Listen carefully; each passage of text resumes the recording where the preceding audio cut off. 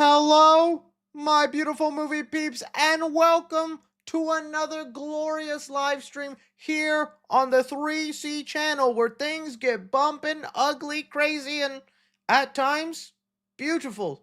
So beautiful, it demands a like and a subscribe, which is what you should be doing. Apologies for being a couple seconds late. I am literally running on fumes. I'm not gonna lie to you. You're gonna see low energy 3C. You're gonna see 3C that makes you go, that guy needs a nap. That guy needs to rest. Something is wrong with that guy. It has been a crazy month, and man, I just want to thank all of you guys, especially here tuning in right now. Papa 3C, hello. Whoa, what's up? 3C Daddy? 3C Daddy? Escapee Peak 3C. It has just been so busy with Superman, Fantastic Four, tons of crazy, awesome movie news. And right now, Comic-Con is happening, and your boy was just trying to read up as much stuff as he can about the things we're going to discuss here, because there's a lot of stuff coming out, and I want to be well informed and not just read it on the spot here for you. But you're going to have to be patient with me, because a lot of the stuff we'll talk about, I'm going to be reading about it for the first time with you. So hopefully that goes good, and it's not just me going, what's that? How you say that word? We'll see. We'll see. But hey, I love to have you all here, and I'm glad y'all are with us. I'm also thank you so much for making that video of the Fantastic Floor vlog. It's actually doing pretty well. I didn't know if it'd do that good since I only did the buckets and food review, but y'all guys like 3C food review, and I got some behind the scene videos that I was too scared to put in that actual video of me as the Chrome Cruiser that I'll happily share here in the live stream for you guys. So thank you all for being here, and well, let's have a good time. No Fantastic Four spoilers. We will do Fantastic Four spoilers tomorrow on a live stream. Not here today, although we will talk some Fantastic Four and MCU stuff. Okay, so let me go through the topics of everything we're going to discuss here today, guys. So starting off, we got a new Air Bud movie that was announced. We're going to be talking about that. The trailer for Avatar Fire and Ash has been playing in front of Fantastic Four. I have seen it in Dolby 3D multiple times and in regular format. Going to give you my thoughts on that trailer. Friday 13th has a brand new trailer for our first Jason Voorhees project in forever. It's for a commercial, but hey, we're going to try and enjoy it, right? At Comic-Con, Five Nights at Freddy's, they showed an exclusive clip, and of course, it leaked online, and there is a mysterious, crazy eyebrow character that all FNAF fans are going crazy about. We're going to try to figure out who that is. Some new stuff with Predator Badlands. I did see they had a Comic-Con panel. That admittedly is the stuff I wasn't able to read up on before the stream, so we're going to read about it together. Coyote versus ACME. Dude, they had a panel and are doing some brilliant marketing. We're going to be talking about that in some of the first looks at the movie. Thor is rumored to be the second lead for Avengers Doomsday. We're going to be talking a lot about that, along with some things Robert Downey Jr. has been slipping about the movie. Because it is the weekend and people are going crazy about it, we're going to discuss the positives and negatives with both Fan Four Stick and Reed Richards. Look at that. What does that mean? I don't know. We're going to figure it out, though. We're going to figure it out. So for fun, we're going to look at what Superman did better, what Fantastic Four did better, and have some fun there. And this morning, I woke up bright and early also to watch Happy Gilmore 2. Gonna be giving you my review on that movie and telling you whether it's worth watching or not. But a lot of good stuff. A lot of good stuff. Gotta say, agree. It's fantastic. So let's just dive into it all. Should be a lot of fun. Further ado, let's go. Oh, also compliment the fit. Dude, I love this shirt. A Goofy movie. If you like Goofy movie, you know ball. We friends, dude. I got this last time I was at Disney earlier this year. Gotta say, one of my new favorite shirts. I love Goofy movie. Oh, Maxie. Is that a good Goofy? I can do Goofy. Oh, Maxie. I can only do that one phrase. All right, enough goofing. Say that again. And let's begin with our first topic here. So, something that got announced earlier in the week that made me go ballistic is we got the announcement of a brand new Air Bud movie titled Air Bud Returns. The dog is alive. The dog is alive. What? He returns? Immortal being from heaven, we must dissect and figure out how the dog has lived this long. Well, he didn't live that long, okay? I'm not sure why they titled it Airbud Returns, because that dog, dead, gone, buried. Not to a farm, not somewhere in heaven. He's gone. In fact, I actually want to figure out, when did the Airbud dog die? When did the Airbud dog die? If he's still alive, I take back everything. The original Airbud, a golden retriever named Buddy, died on February 10th, 1998. Oh wow, he lived pretty long. 9.5, 10 years. And he died from a rare form of cancer. Ah, cancer. Okay, that's enough tragedy here. And I learned something even darker. You don't want to look up how many puppies died in the making of Snow Buddies. I was shocked. For another time.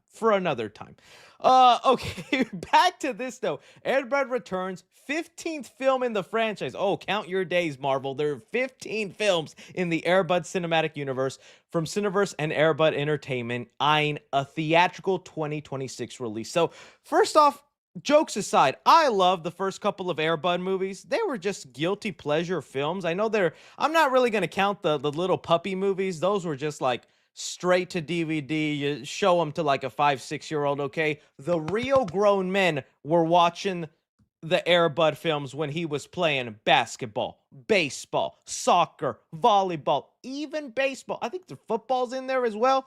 The man had it all. That's when Airbud was at its peak. That was phase one in the Airbud cinematic universe, and everything after that, after Airbud Endgame, that's where the puppies came in and they oversaturated and ruined it with Puppy Plus.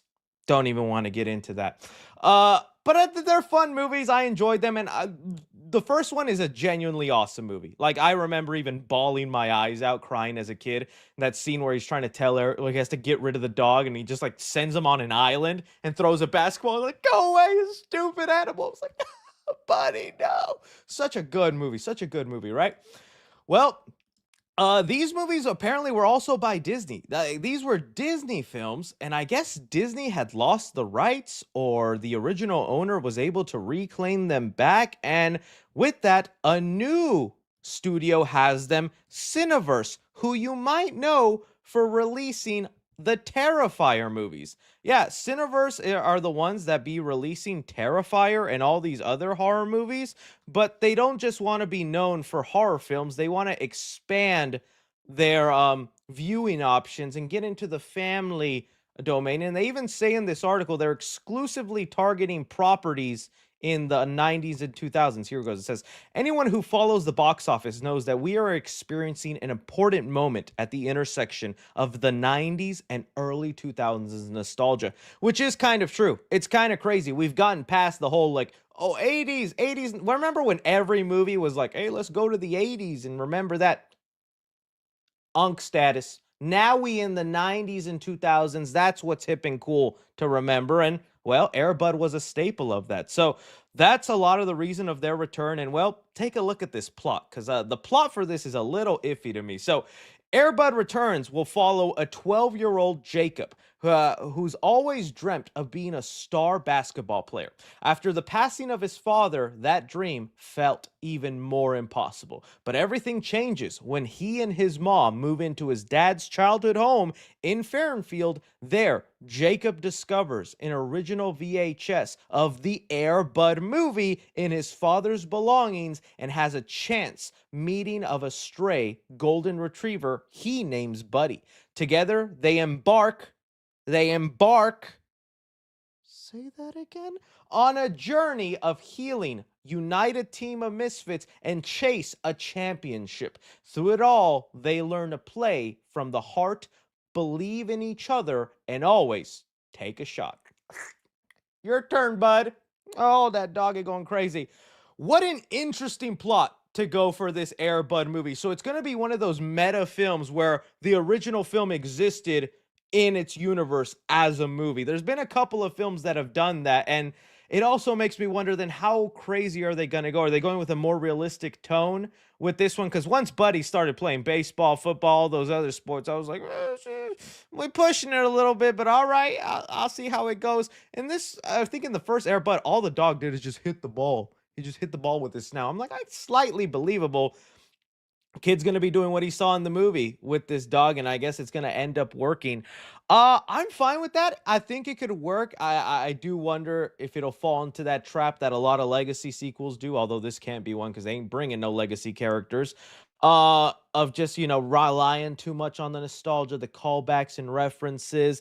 I think it's so funny to just be like, go through your dad's belongings and you find Air Bud. It's like my future son. I'm dead. He finds my old YouTube channel. He's like, I will become the Chrome Cruiser. Oh, feel the legacy, son. Feel it.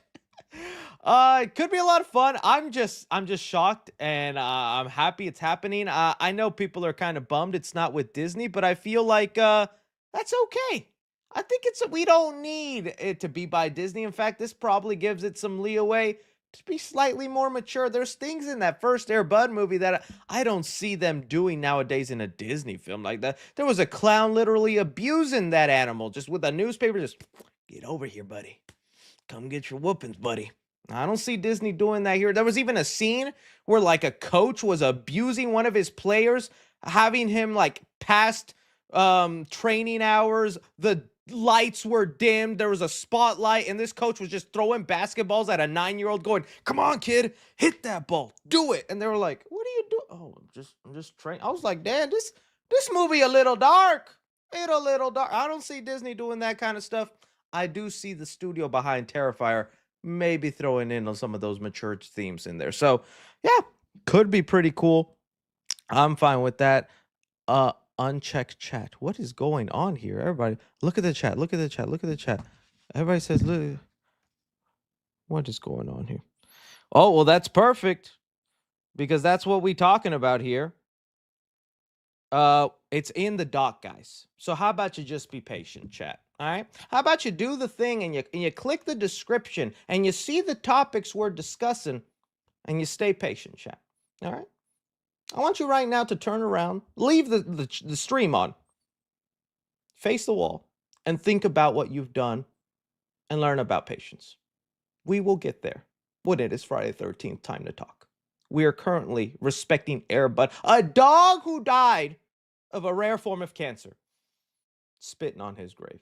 Shame on you. Shame on all of you who were just chatting up Friday the 13th, okay? I am disappointed. Very much so. Very much so. I love buddies. I love it. Chris, please, now. Jason needs your attention. That little deformed, ugly kid, I smack him on the back of his head if I ever saw little deformed Jason. I ain't being nice to him just because he was born with a deformity. I'ma laugh in his face. So that way, years later, when Jason is killing some counselors, I'm in his head rent-free. I'm in his head rent-free. I ain't going to no camp. He ain't going to catch me. They announced the movie yesterday, guys. This is just regurgitating what they've already announced, but we'll talk about it. We'll talk about it. Bro, you're going to make the real Jason. All right. Cool. So that's the story on Air Bud. We'll talk about that. Since I guess everyone in the chat just going crazy about it, let me switch things up and we'll talk about Avatar in a sec and go right into Friday the 13th. All right, so let me just update my notes. Avatar trailer. All right, we'll move on to Friday the 13th next, chat. We'll move on to Friday the 13th. All right, so with Comic-Con happening right now, there was a panel for Friday the 13th, aka the Jason universe, where a lot went down, even an announcement for a new video game and a new movie. All right, so we're going to get into all that here. Well, just to catch you up, we've known the disappointment that has been the Jason universe. Although you would think that this signifies a cinematic universe, it is not. It is a marketing brand, and this is all a logo. And that's kind of all the announcements we've gotten. It's like, hey, buy this t-shirt. We're showing up at Halloween Horror Nights. Get this, get that. And although we do have the Camp Crystal Lake show, which we did get a scene that was shown there, we didn't get it leaked. We do have a description that we'll read off. They did actually reveal the first trailer for the Jason universe. So let's actually get into that part first. Sweet Revenge. Oh, I'm imagining since it's a short film and it's a commercial, no way they can copyright me. So I'm gonna take the risk of just showing you guys the trailer and we can watch it together, and then we will discuss it. So hopefully they don't get on me. All right, so here we go. Start. What is all this? Jeez Louise, man. Give me a second, guys. Always forget to be on the clips channel so we don't have to do no dang ads. You all settled in? All right. Yeah, it's Here we go. Let's watch this. You all settled in? yeah, it's great. Okay, look at this. You got a beautiful spot here. The property's had a bit of a troubled past. What kind of trouble? Oh, that's a nice beer. The usual story. I wonder what that is. Makes me want some. Revenge.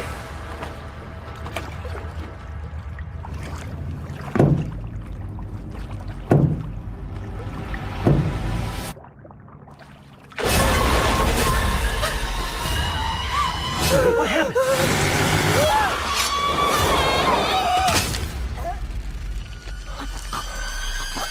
Anyway, you kids have fun.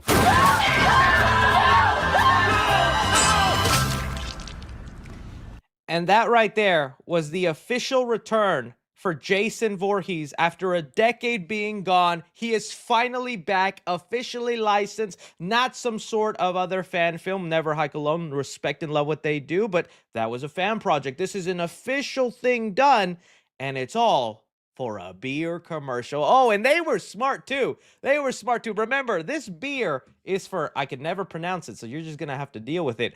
Apple Orchid beer. That's the brand that's doing this ad, and you do see a character holding the beer here in the trailer. It's right there, just hell holding the beer. But they were very smart for in the trailer not to make it seem like a promotion. They were like cover up that logo, but hold that apple. Very common for this place that everyone just have an apple and go, oh man, if only there was like a beer that can match the taste of an apple. Oh my goodness. Here. Is that a guy with a hockey mask? Finn, there's your movie for you. Look, I know I shouldn't complain. I should just be happy that we're getting at least something, because Jason Voorhees has been trapped in this void of legal loophole troubles for years, and at least this is something that we're getting in. I'll also be honest, for the way the masks looks and how much I've been complaining with that, which let me just pull up a behind the scene photo that we've gotten of what the mask looks like, because I still don't love the new mask that they've gotten for this. Let me pull that up for you guys. In the actual trailer here, it doesn't look that bad. I was like, okay, here's the mask in the movie, but this is behind the scenes. In the trailer with proper lighting, cinematography, in the dark, shadows, the campground actually looks decent. Looks decent. Here, I don't even know what to say. I don't even know what to say looking at it right there, right? I'm just not a fan of the way that looks. And the other positive thing I do want to say about the trailer, because I don't want to be completely negative on it, at least this gives me the idea that this isn't going to be some sort of 2-3 minute long, because they're not calling this a short film. They were very clear they don't want to use the word short film, although that's what this is. They're calling it a vignette. And when you look up the definition of a vignette, it's pretty short. A vignette can be anywhere from 30 seconds to like 3 minutes. This trailer gives the vibe that it's gonna be at least 15-20 minutes. It feels maybe like it could be 30 if we're lucky, because from the sounds of it, we have to set up a character arriving at a camp, meeting all the characters, getting on the lake, the boat, so that they can recreate a moment from the original movie, and then have all the characters get killed off by this Jason. And at least they also have a director with a horror background, Mike P. Nelson, who's done a lot of the Wrong Turn movies that I actually am a fan of Wrong Turn as a film series. And again, here, the mask actually works for me. As much as I dislike the way they look of the mask, in proper lighting and action, it does look cool. And I could also see this being a trailer for like the most basic plot and redo of like Blumhouse version of Friday the 13th, which I hope that doesn't end up being the case. I know everybody's like, just throwing some camp counselors, Jason, and killing. I kind of don't want the most boring, simple version of Friday the 13th. I would like there to be some effort or something, unique to the movie. I'm not saying go Jason X or Friday 13th New Beginning where it's not even him in the movie or anything like that. No. But if it's just him camp counseling and killing, we already got the best version of that with the Friday 13th from 2009, right? So all the people that are like, this actually looks awesome, I would watch this movie, is the most NPC version of a Friday 13th movie, just being honest. As a short film, perfectly fine, and I'll eat it up, and I'll just roll my eyes whenever they do the obligatory beer commercial part of it, whenever it's this, when she goes, that's actually decent. Apple Orchid. If you're going to be killed by a head hockey mask wearing killer, at least go out drunk. You know, that's what they're going to end up doing. So I'm okay with that. It's fine. It looks decent. So a lot more positive than negative. And here, let's bring up then some of the moments from the actual panel, because they have announced it at the panel. It was announced here. We'll see if whatchamacallit, Bloody Disgusting has more information, because they just all of a sudden put it out there. So during the panel, they also gave out the hockey mask, which is, again, it's kind of, this is what's been the real thing with the universe, is just to find a way to sell merchandise. And attendees at Comic-Con were given the Jason Universe mask that will be sold at Spirit Halloween come this fall. And all the complaining and lying I'm doing, hypocrite. Because you know what's the first thing I'm gonna do when I see that at my Spirit Halloween? Here's my $70. Here's my $70.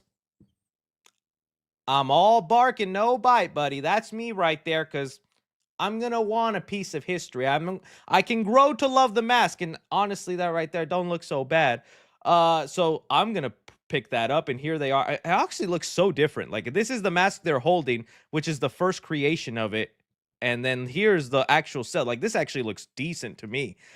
Anyways, during there, we had them announce the actual movie. So let me see if I can find the clip so you guys can hear their tone and vibe with it all. Let's see if I can find the actual clip of the guy. All I see is a photo of him. Where's the actual video of the dude? Let me see if I can get it. Friday 13th. Is it this one? Nope, I'm not saying the movie announcement. Come on, man. Jason Universe, a movie. Let's get that going. We's gonna find it one way or another, fam. I know I saw it. Why is it always so impossible to hard whenever I'm live? Jason. All right, I'll just write Friday 13th. Well, that's another thing also. They're not allowed to use the word Friday 13th. If you look at all the things they talk about, they're not allowed to say Friday the 13th. So although his announcement is coming in like that, oh, there we go, finally. They are not allowed to use that word. It seems like that's part of the legal loophole. And it's also part of the reason they had to change the mask and do all those kind of weird changes. It can't be too similar to the old Jason we knew. It has to be a new version of it. And it looks like Friday the 13th is a name they're not allowed to use as part of this universe. So when that Friday the 13th movie comes, it's probably going to be called Jason Voorhees. A new sequel movie, a new sequel game are at the top of our list. It's where most of our energy is going right now. And I can tell you finally we're in a position to deliver on that. And so while we're not officially announcing with our partners today, both are coming. So they're both in the works. That's so funny. Someone just said in the chat, let's call it 13th Friday. Yeah, let's do Friday, Thursday the 12th. Call it Thursday the 12th.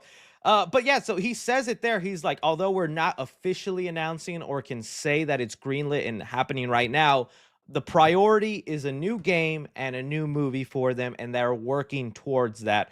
I also, just as a behind-the-scene tidbit, because I've mentioned this before, and I could be honest with you guys here. So I've mentioned when this first came out, I made a YouTube video, and it did pretty well on YouTube. And because of that, it got the attention of the people running the behind the scenes of the Friday the 13th universe, where, let me see if I can find the actual lady.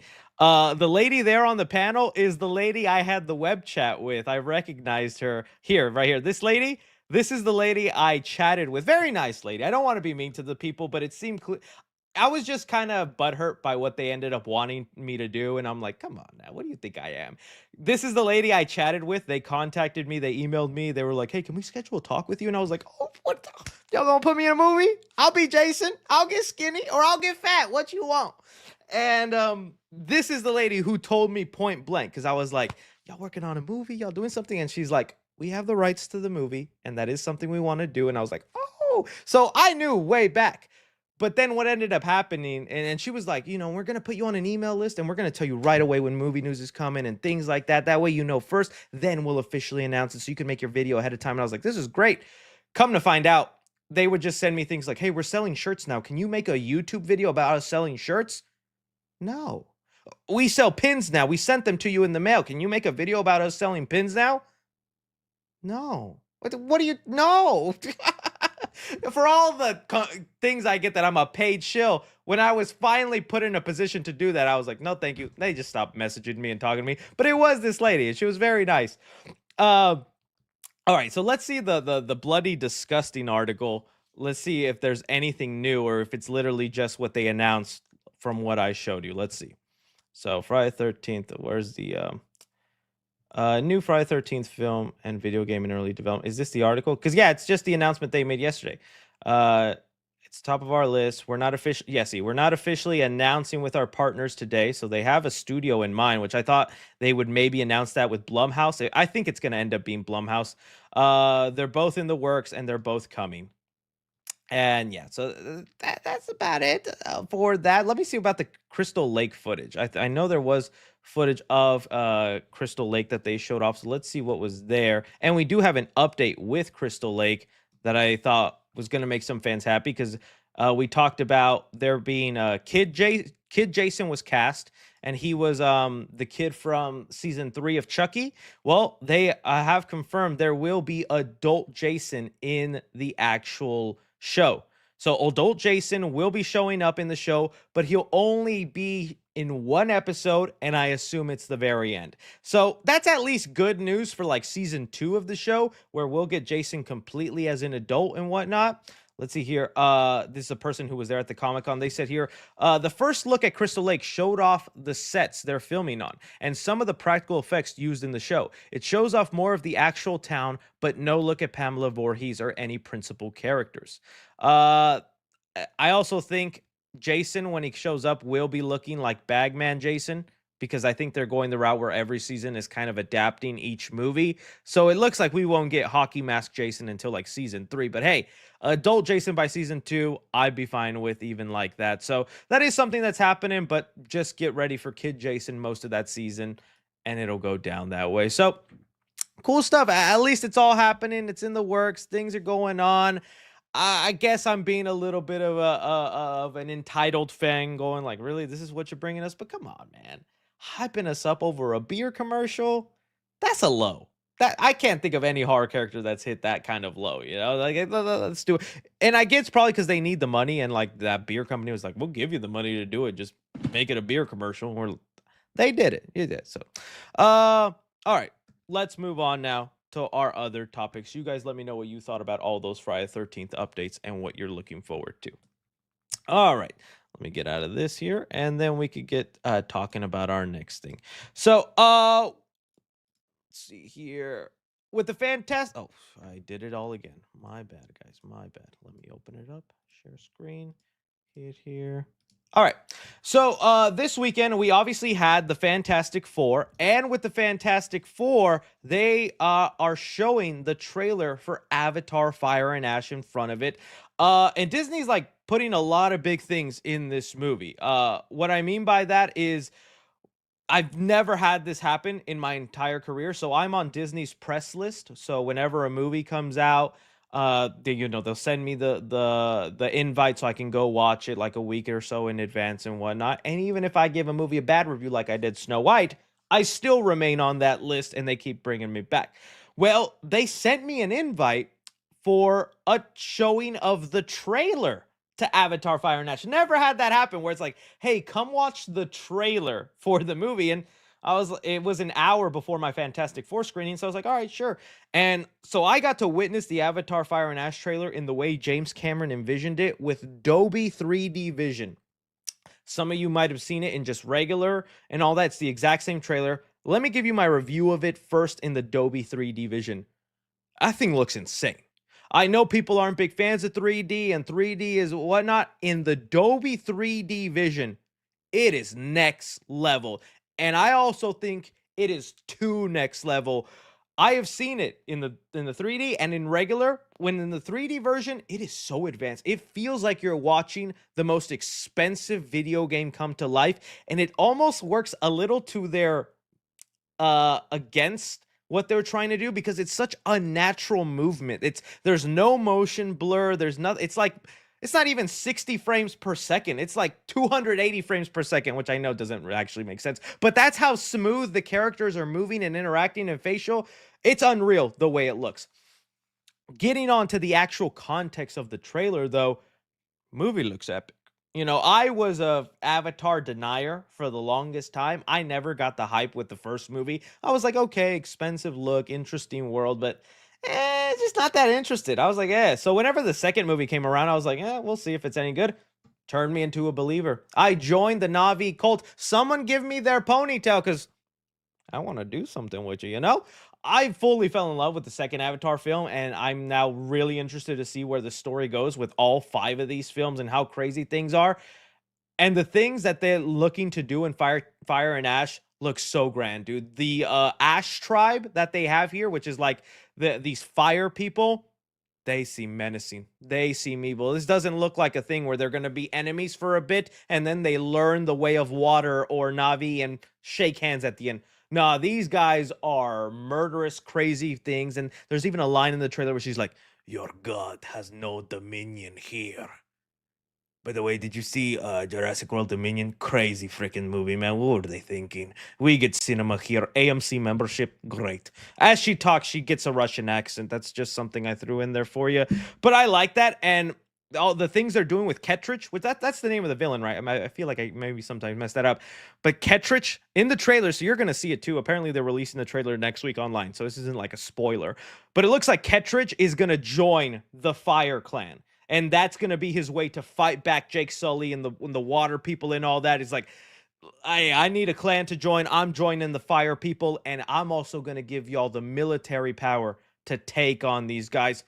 Ooh, that's that good soap opera stuff I like. There seems to be a lot of stuff going on with the children too. There's maybe was a hint that they're gonna go to Earth in this movie. There's a shot in the trailer that looks like it might be set on Earth, or it could just be a military base on the planet of Pandora. But no, I'm digging it. I thought it looked awesome. I think it's gonna be a lot of fun. Ketrich is Korch. Did I say that wrong? Korch?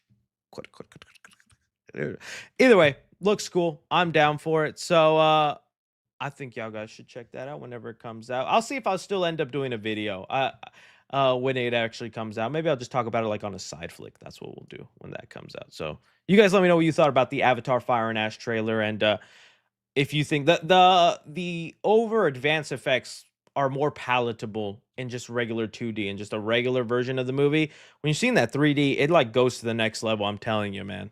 All right, let's move on to talk about some other stuff here. I know y'all, I'll be honest with you. Yeah, some of y'all want me to talk about the Silent Night, Deadly Night trailer. I didn't think it looked that good. It looks kind of low budget. I'm still going to give it a chance and a try, but it looks like a $50 movie to me. I'm sorry. I don't know. I'm giving it a chance. I'll give it a chance. I just didn't have enough to say about it to make it a topic on the channel. All right, let's talk about some Five Nights at Freddy's. Okay, Five Nights at Freddy's 2. So they were also at Comic-Con. They had a panel. We also just saw the new trailer they came out with where it actually does look like they're leaning more into the horror and scares. This shot of Chica, terrifying. I think they did a really good job of bringing the withered animatronics to life. They're paying homage to a lot of things, from the second video game, like with using the mask mechanic to hide from the animatronics and all that. Well, at Comic-Con, they did show off an exclusive clip, and as FNAF fans will have it, not loving to follow the rules, it's leaked online. I wonder if I could still find it and how much I can actually show. Okay, there it is right there. I'm not going to be able to play the full clip just because of Universal. Universal is the worst at copywriting. So I'm just going to kind of skim. But basically, it looks like it's the opening of the movie. And if you remember in the actual trailer, which let me see if I can pull that up, Five Nights at Freddy's 2 trailer. In the trailer, the new one that they pull out, it begins with these paranormal investigators. One of them played by McKenna Grace, right? And what the hell? That's me. And they're going in to a Freddy Fazbear location, that they say is the original, and they're going to try and film some paranormal stuff. From the trailer, it gives off the idea that they like broke in, snuck in. Well, this clip actually confirms the opposite. They don't break in, they're not sneaking in. There is a security guard or some sort of employee already working there that is willingly letting in these paranormal investigators to film stuff, look around. And let me tell you, if there is ever a character that you know is just evil from their physical appearance, it is this dang guy. Step aside, Will Poulter. New crazy eyebrows just dropped. The facial expressions this guy makes, you would think there is some sort of filter on his face. Let me see if I can get to the actual shots of his face. Dude, this is not a filter. There is no Snapchat thing going on, no TikTok thing. That is this guy's genuine eyebrow raise, and it kind of makes me insecure because I think I have a good eyebrow raise, okay? My eyebrow raise game, fire, dude. Insane. Anytime I see a baby or a kid, that's what I do to freak them out. Is I see a kid and I just go, and they go, it's like I open the wormhole in their mind and they grow a conscience in that moment. That's what I help little kids do. This guy just grew my mind, opened my conscience. What an evil looking face. Look at that eyebrow, dude. That is 10 miles high. Yes, Willem Dafoe is scared of this guy. You think Willem Dafoe with his crazy goblin brows? Peter Parker? This is Willem Dafoe brows on steroids, dude. So with this, it has caused a lot of chaos and mystery in the FNAF community where fans are just debating, who is this guy? What is he doing? And is he actually important to the story? So that's what we're going to try to get down here because someone said, Jeremy mogging you, bro. Hey, no mogging allowed to me, man. You think someone comes on my stream and mogs me? No, Freddy Fazbear. I am the one who mogs. Was that scale went to 10? What was the cringe of that? Was it a 7, a 6, a 4? You be honest with me now. The Grinch face, dude. Yes. I cannot believe this man's facial expressions. It is wild. Okay. So a couple of options who he could be. I'm going to rule out the one that I've already been seeing people play. People say he is going to be the Michael Afton for this. So I don't think it is Michael Afton. In fact, I think Josh Hutcherson is our Michael Afton for the movie universe. We've already established from watching the first movie, they're not going to do the games exactly. They're going to mix up the lore and create their own universe. Perfectly fine, perfectly awesome. I don't think you then introduce a Michael Afton, which is a security guard that eventually is the child connected to, William Afton, right? Why would you do that? They've already established Vanessa is an Afton, and that's the child connection with William Afton. They're not going to pull that same sort of stuff again and have this second child come out. It would be crazy, but I just don't think you have two Michaels. What's the point? Mike Schmidt is our Michael Afton, just without the connection to William Afton. The connection is that William took his brother. Okay, that Garrett, So I don't think it's Michael Afton. I'm not going with that. The other one people are bringing up, which maybe is the one I will believe, Jeremy Fitzgerald. Jeremy Fitzgerald in the game is the security guard in the second Five Nights at Freddy's video game. Here, a little quick synopsis here. Jeremy Fitzgerald is the first security guard and the main protagonist of Five Nights at Freddy's 2. He works at Freddy Fazbear's Pizzeria, all that. It's one of the characters. I feel like that's him. I feel like that's who they have. I mean, he's already working as a security guard here. He must be employed by William Afton, although it feels like maybe he is like being influenced by William, because that was Michael Afton's whole thing, is he was just hiring random security guards to guard the pizzeria, knowing very well within a couple of days or weeks time the animatronics there would kill that security guard. Either this security guard is willingly working for William Afton and is fully aware these things kill people, or he's figured it out, but he's like, they ain't gonna kill me, I still need this job, let me just bring in random people so these animatronics can feed. That's the kind of vibe I'm getting, right? So I'm going with Jeremy Fitzgerald. I feel like that's the route they'll go, and he'll maybe be more sinister. I do wonder how much of a role he will actually play into the movie itself, because, well, I think if he ends up being kind of the main antagonist, I don't think we're seeing much William Afton then. In fact, I remember when he was cast, a lot of us thought he was going to be flashback young William Afton. I remember that whenever this actor was cast, a lot of us thought he would be flashback Michael Afton, back to the early days of the pizzeria, wearing the yellow rabbit costume, going around and chasing kids. Doesn't look like that's the case. Just a security guard working it. So that's what I'm going with. I know there were also other mentions, but I am not knowledgeable enough with some of the names. I think there's also a situation where he just happens to be a dude. He just happens to be part of this. I don't think they make a big deal about him. That's sometimes, I think, the thing FNAF fans have to disconnect with the movie universe. Not everybody or little thing is going to have godly, worldly lore implications. Sometimes a creepy dude with crazy eyebrows is just a creepy dude with crazy eyebrows. But it'd be very fascinating if he does end up being kind of the antagonist, because I don't think we're going to see a lot of William Afton in this movie. I think William Afton will specifically just be flashbacks and visions from Vanessa, because we see hints of that in the trailer. I think that's all William Afton is going to be, and he's only going to be teased at the end of this to be the main villain for the third movie.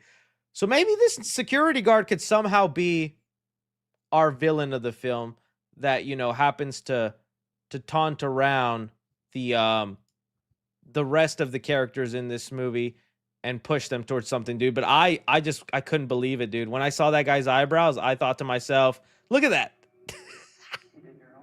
You did your homework. Yeah, he's showing off the marionette, all that. And we know these kids are dying, so he's willingly letting them go through all that. I also love the creepy atmosphere, but dang, they did such a good job casting somebody who just looks like they are up to no good. So we'll see what ends up happening, who he is. Someone said Night Guard and whatnot. Maybe a cult of William Afton would be crazy. Cult of Afton. That'd be nice. Or you know what? You know what I will accept as an answer? Even though I was just saying this is not a Michael Afton.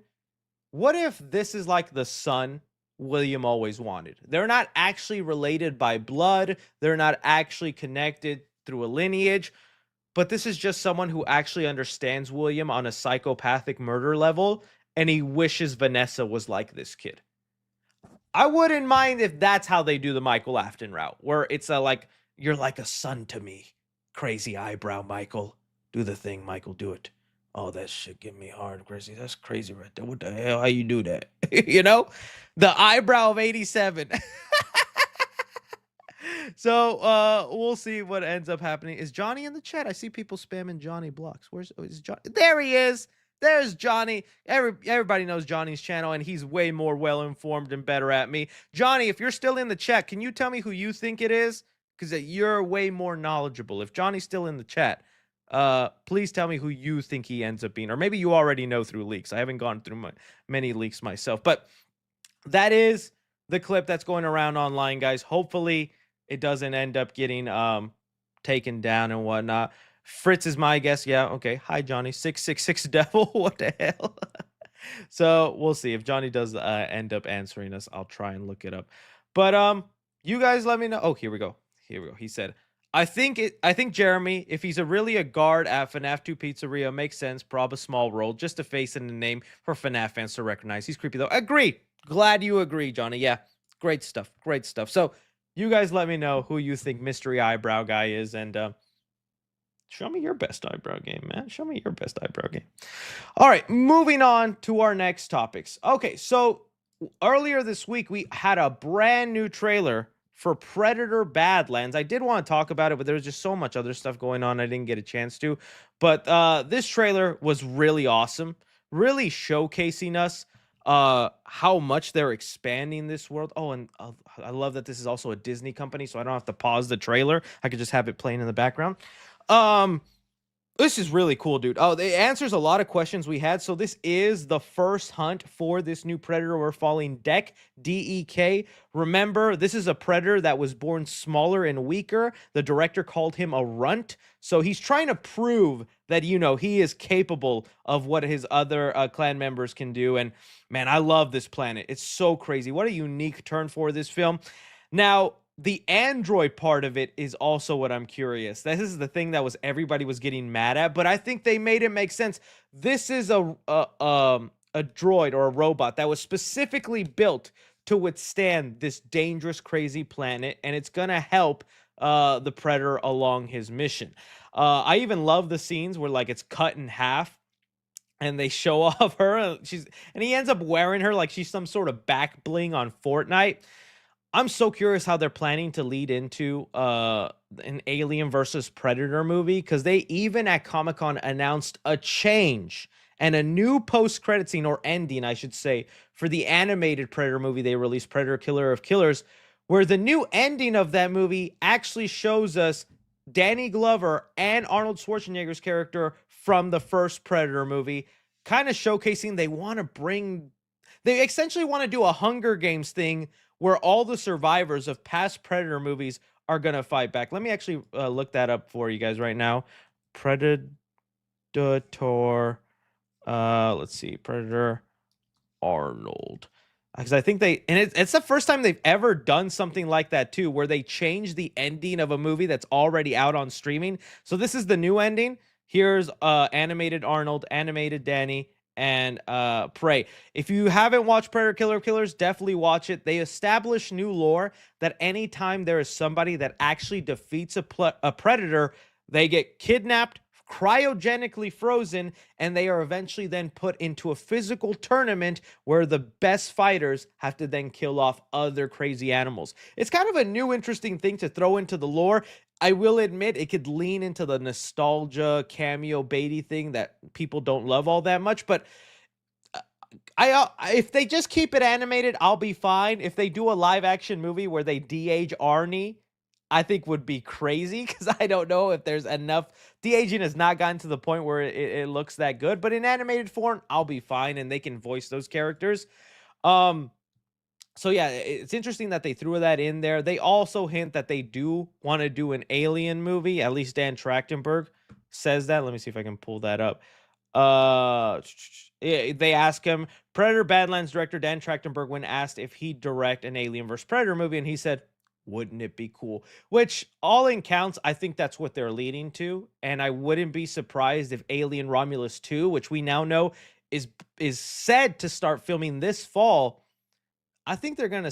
I think that movie could definitely end with a post-credit scene or some sort of tease to something Predator related, and we could have the characters from Alien Romulus, this new Predator movie, somehow combine into one, and we get a story. It could be cool. It could be cool. So honestly, I'm loving what I'm seeing. This is the costume of one of the Predators at Comic-Con. Very cool that they did that. Love the glowing red sword.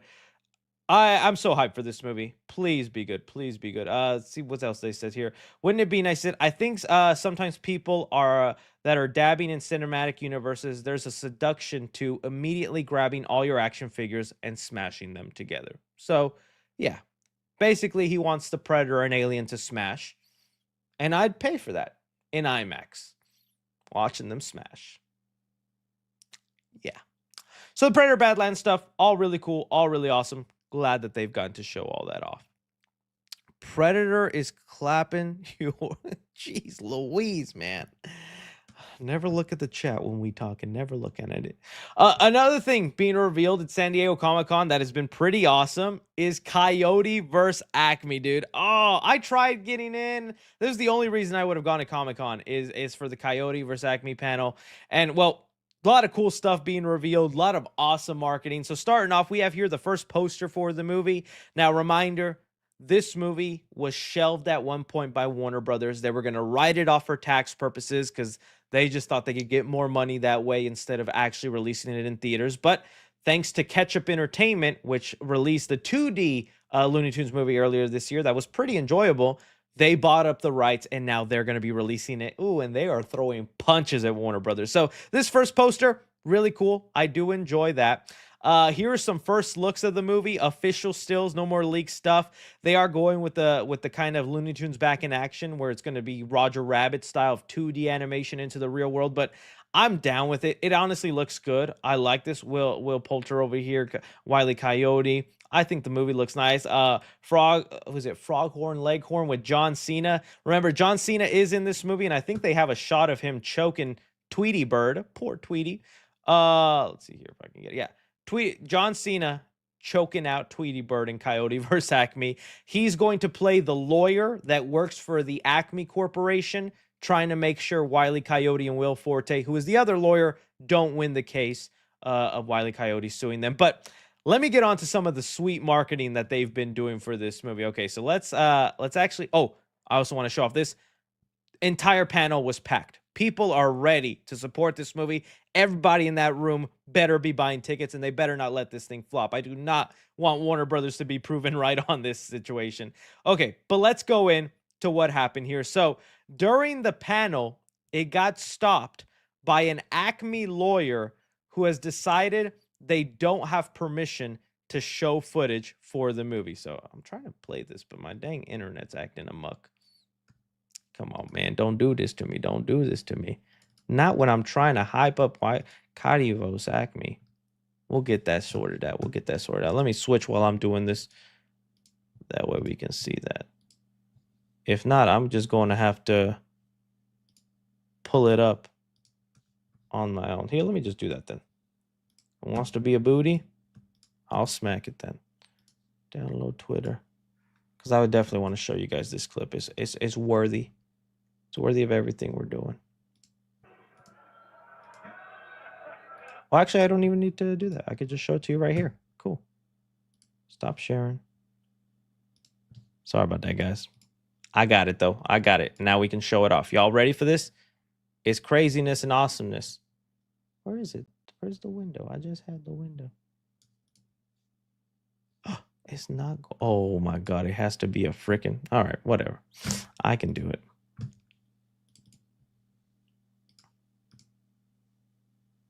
Just sit patiently. We're learning patience here. Oh my God, are you? Let me know if you guys can hear this. Are you guys able to hear it? To share audio? You can't. Oh my goodness. Oh my God. You know what? Here we go.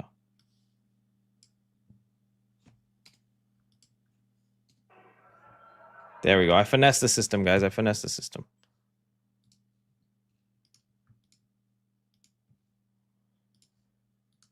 Done. All that work so I can get it to show you guys. Okay. The clips is going to be all cut out. Let's watch it. Wait a second. Those are not custody papers, right? Sir, these are cease and desist papers from the Acme Corporation. You do not have permission to share information or footage from this anti-Acme film. Please leave the stage.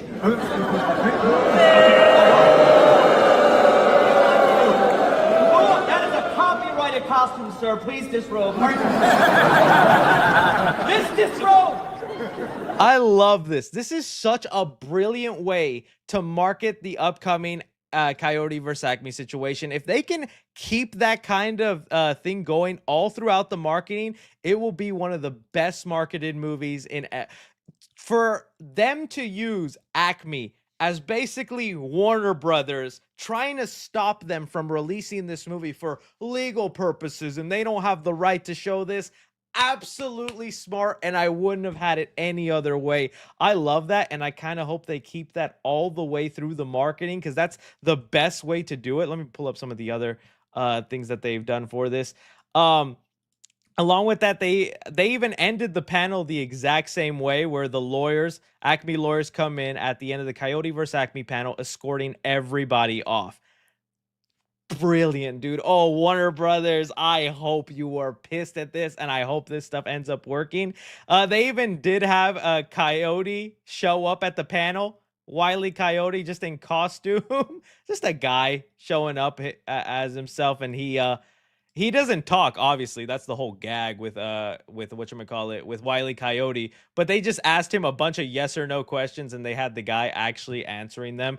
It's not loading right now, man. I gotta fix my stuff right there. Honestly, it might just be X. Elon has been ruining this platform, and things just don't load anymore, man. It's so crazy. But I love that they're doing that. I think it's really great and it's a good sign of it. We'll see how many people actually show up. They finally gave us a release date of August 28th, 2026. I got to think of some crazy stuff to do because I want to help market this movie. I want to help push it to the public. We are not letting Looney Tunes fail because also this movie does good. Even if it's not with Warner Brothers, it'll show them Looney Tunes is popular and they'll make more Looney Tune projects because they didn't sell the rights to Looney Tunes. They just sold the rights to these specific movies. Warner Brothers still has control over when we get another Looney Tunes movie, a Space Jam or thing like that. And we know we need something back like that. Someone said, yeah, I don't even know what this is. Bend it like Beckham. I've never heard of this, but some people are happy. I'll bend it for Beckham. Okay, so that's the Wile E. Coyote panel. I love that they did that. Really good stuff. So smart. I hope they keep that marketing going. You guys let me know. What's this Rebecca Romaine thing? Rebecca Romaine says she's not sure if she's finished filming her scenes for Avengers Doomsday. Not sure they haven't finished right. Oh. That's a statement. I'm not sure, man. They haven't even finished that script. They could call me tomorrow. All right, well, actually, that is part of what we're about to talk about, some Avengers Doomsday. So you just saw, starting off here, Rebecca Romaine with talking about stuff with Avengers Doomsday. She's officially set to be in the movie, but right now, which is really my biggest concern with this film, they are filming the movie and making it without a finished script. Bro, please still be good. Please cook, because Fantastic Four I thought was really good, was so excellent. It still has its issues and its little problems, but to me it was a really good solid return to form for Marvel. And if they have a quality like that for Doomsday, it's gonna be great. Hearing them say Michael Waldron's still writing the script, actors don't even know what they're doing next because they haven't finished it, and the movie's being filmed right now. Oh, dude. Okay.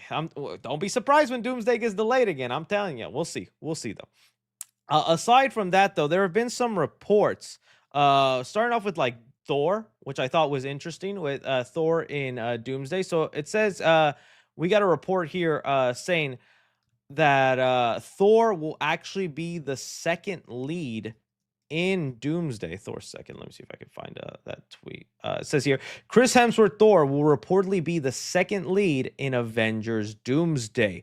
That's pretty big because I think we're still wondering who is the main member for Avengers Doomsday. I know there was that report that people were misreading that Reed Richards was the leader for Doomsday. I cannot tell you how far that story spread. In fact, whenever I went to go see Fantastic Four, I was waiting to go in the theater, and there was an AMC employee. He's like, "You gonna watch Fantastic Four?" "Yeah, I'm not sure about Pedro though. I don't like that he's the new leader of the Avengers." And I'm like, what are you talking about? Apparently, it was a miscommunication when director Matt Shackman was talking about how great of a character Reed Richards is, that he's even led the Avengers in the comics, and people misinterpreted that to say he's the leader in the new Avengers when he's not. I'm sure he's going to lead a team and lead the Fantastic Four and do something good in Doomsday, but he is not the leader or the main character.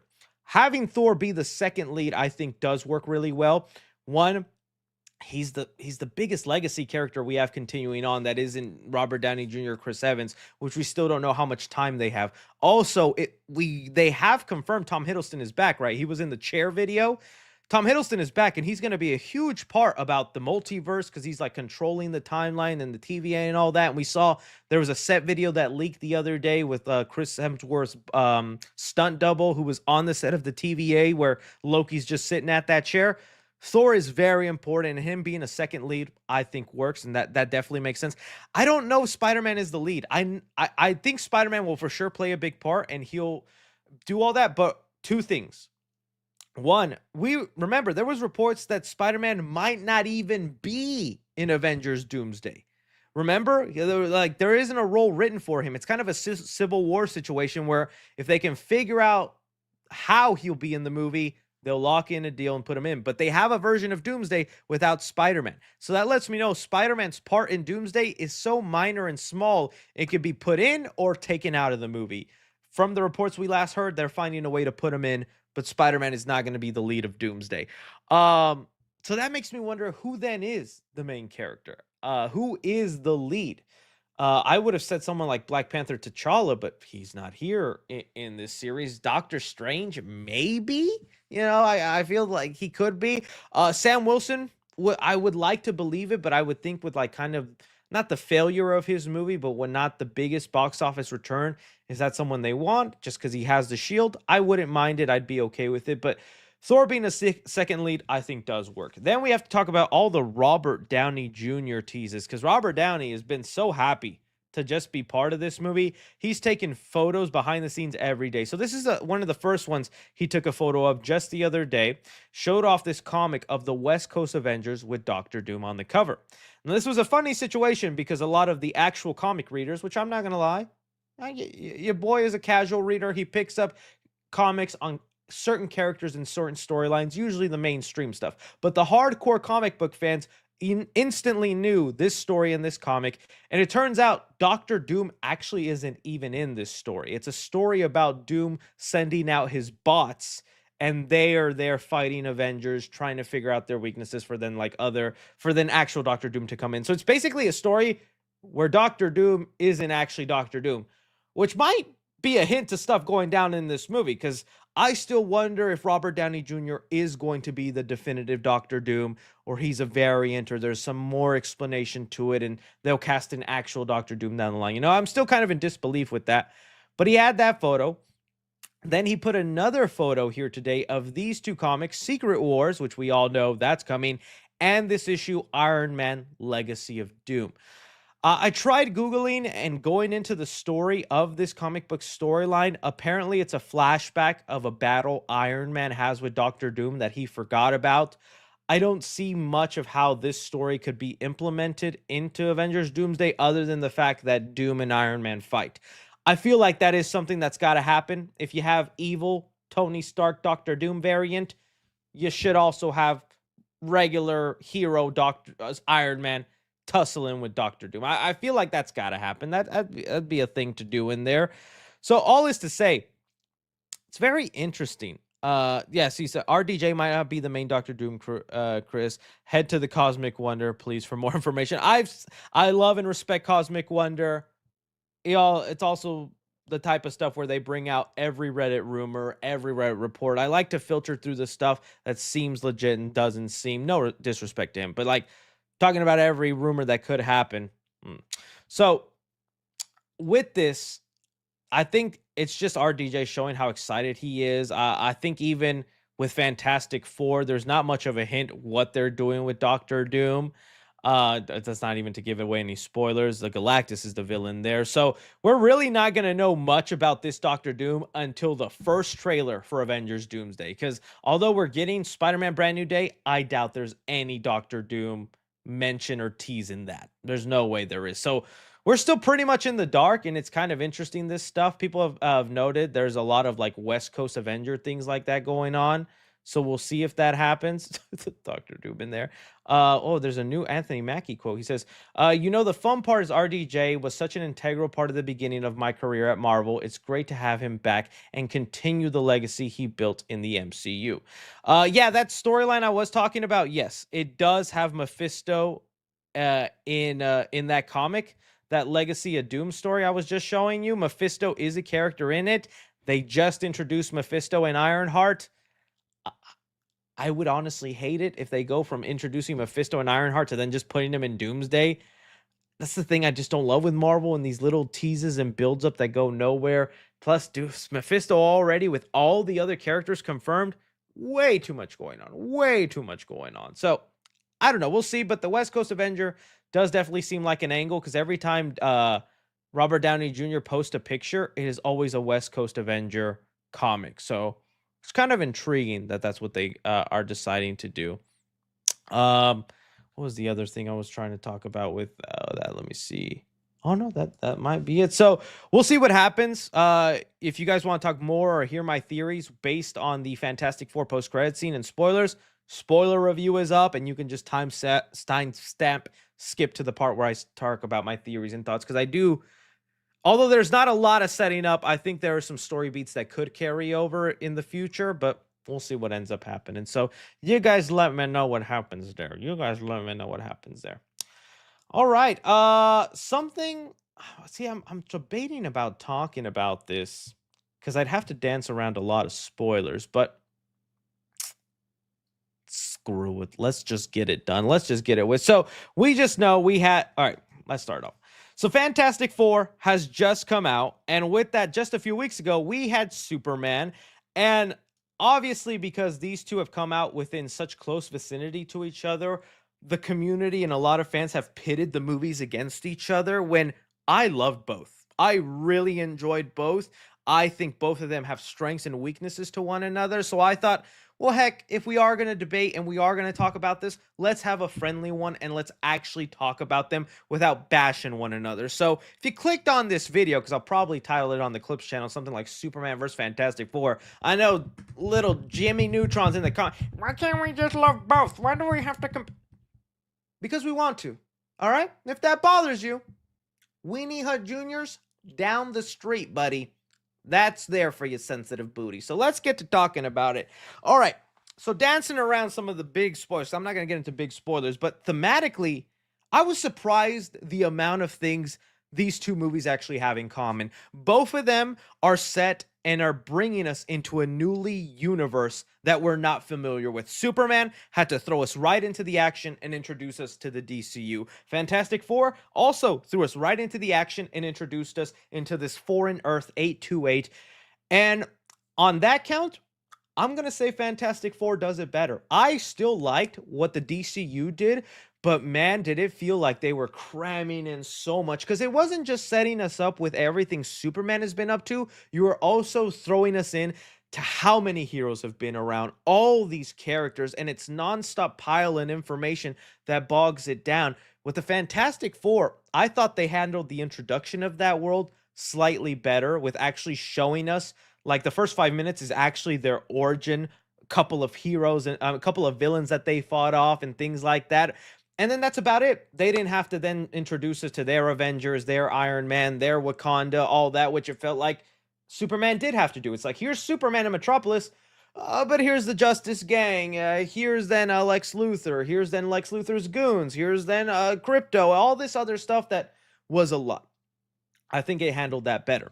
On the other side of that, with Superman in favor against Fantastic Four, as much as I had less problems with Fantastic Four, because I think there are messier things going on with Superman script-wise and story, and even a lot of people have complained that Fantastic Four has like a pacing issue where it feels, because people have complained that both movies feel like they're missing 20-30 minutes of footage of other stuff, and based on the trailers of Fantastic Four, it definitely looks like there was a lot of scenes cut out. On the other hand of that, Superman has these euphoric, in-the-feeling moments that Fantastic Four just does not have, okay? I think about the scene in Superman when he saves the lady from the building and she drives away, turns around crying, and then Superman appears from the smoke and the score swells up. Every time that scene appears on TikTok, because people have just been doing it, chills, goosebumps, almost a tear coming out of my eye. There are at least 3 moments like that in Superman that bring out that euphoric high feeling that I just don't think Fantastic Four has. That isn't to say Fantastic Four doesn't have really great moments. Like I've talked about the space sequence when they're in space going to talk to Galactus, which is an official clip they've released by Marvel. You guys have seen it, where they go to bargain with Galactus. Yes, that entire scene, epic, some of the best grounded sci-fi they have done, and it is very suspenseful and thrilling, but it does not have that euphoric awe feeling that Superman has, if that makes sense. Really great scene, but it kind of is just that scene, you know? That's the space sequence is like the high point of the movie. Well, I think the highs in Superman reach higher highs. So that's one there. When it comes to like, whatchamacallit, the villain, I think I am going to have to give it to Superman. Both of them do such a good job, though, of bringing out the threatening presence with the characters. I think Fantastic Four might do better with both of them, because it's not just Galactus. Silver Surfer feels threatening, but Lex, I just really dug that performance, and we get so much of Lex Luthor and his mannerisms, his speech. I feel like that ended up working better for me, while Galactus is just a towering, huge threat. And that final act, although I like it a lot. People are complaining about that third act. could have used a little bit more with it. I'm trying to think of like other things in between that contrast and compare with this. Um, I think there was also a better handling of just the story is more simple in the Fantastic Four. Not as to say there isn't simple beats there, but there isn't like a clear story that Superman is following. It's kind of just objective here, objective there, objective here, kind of over. It's more of just like a day in the life of Superman. While here it's Galactus wants to eat our planet and we got to figure out how. I also think there's a better balance of the tone humor wise in the Fantastic Four because there are some times where things are undercut and undermining Superman into a joke. The only part that bugged me the most, because I still think they did the Pa Kent speech really good and the punk rock speech with Lois and Clark.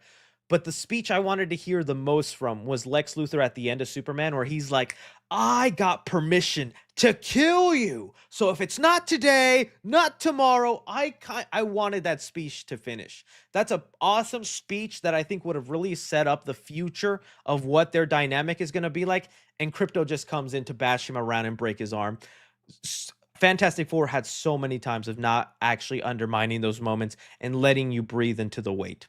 All in all, though, I think it was hand. And if we're talking about sidekicks, that is tough because they're evenly matched with Crypto and Herbie. Both of them had them cute, lovable sidekick things that really worked for me. I was like, oh, that's adorable. I want one of those. I might lean a little more towards Herbie, especially in the lullaby scene. There's a scene where Herbie's singing a lullaby and then something happens to Herb in that moment that is both, I think, sad but funny at the same time. So they both have their strengths. They both have their weaknesses, one another. I still think at the end, Marvel and DC are winning. They both put out really compelling films where I could argue why Fantastic Four is better. And maybe you agree with me, or you could argue why Superman is better. And I would agree with you. It's pretty evenly matched. And I think that's great because when they're thriving, this isn't a situation where there's a clear winner. I've seen multiple people say Superman is better. No, Batman. Or Fantastic Four is better.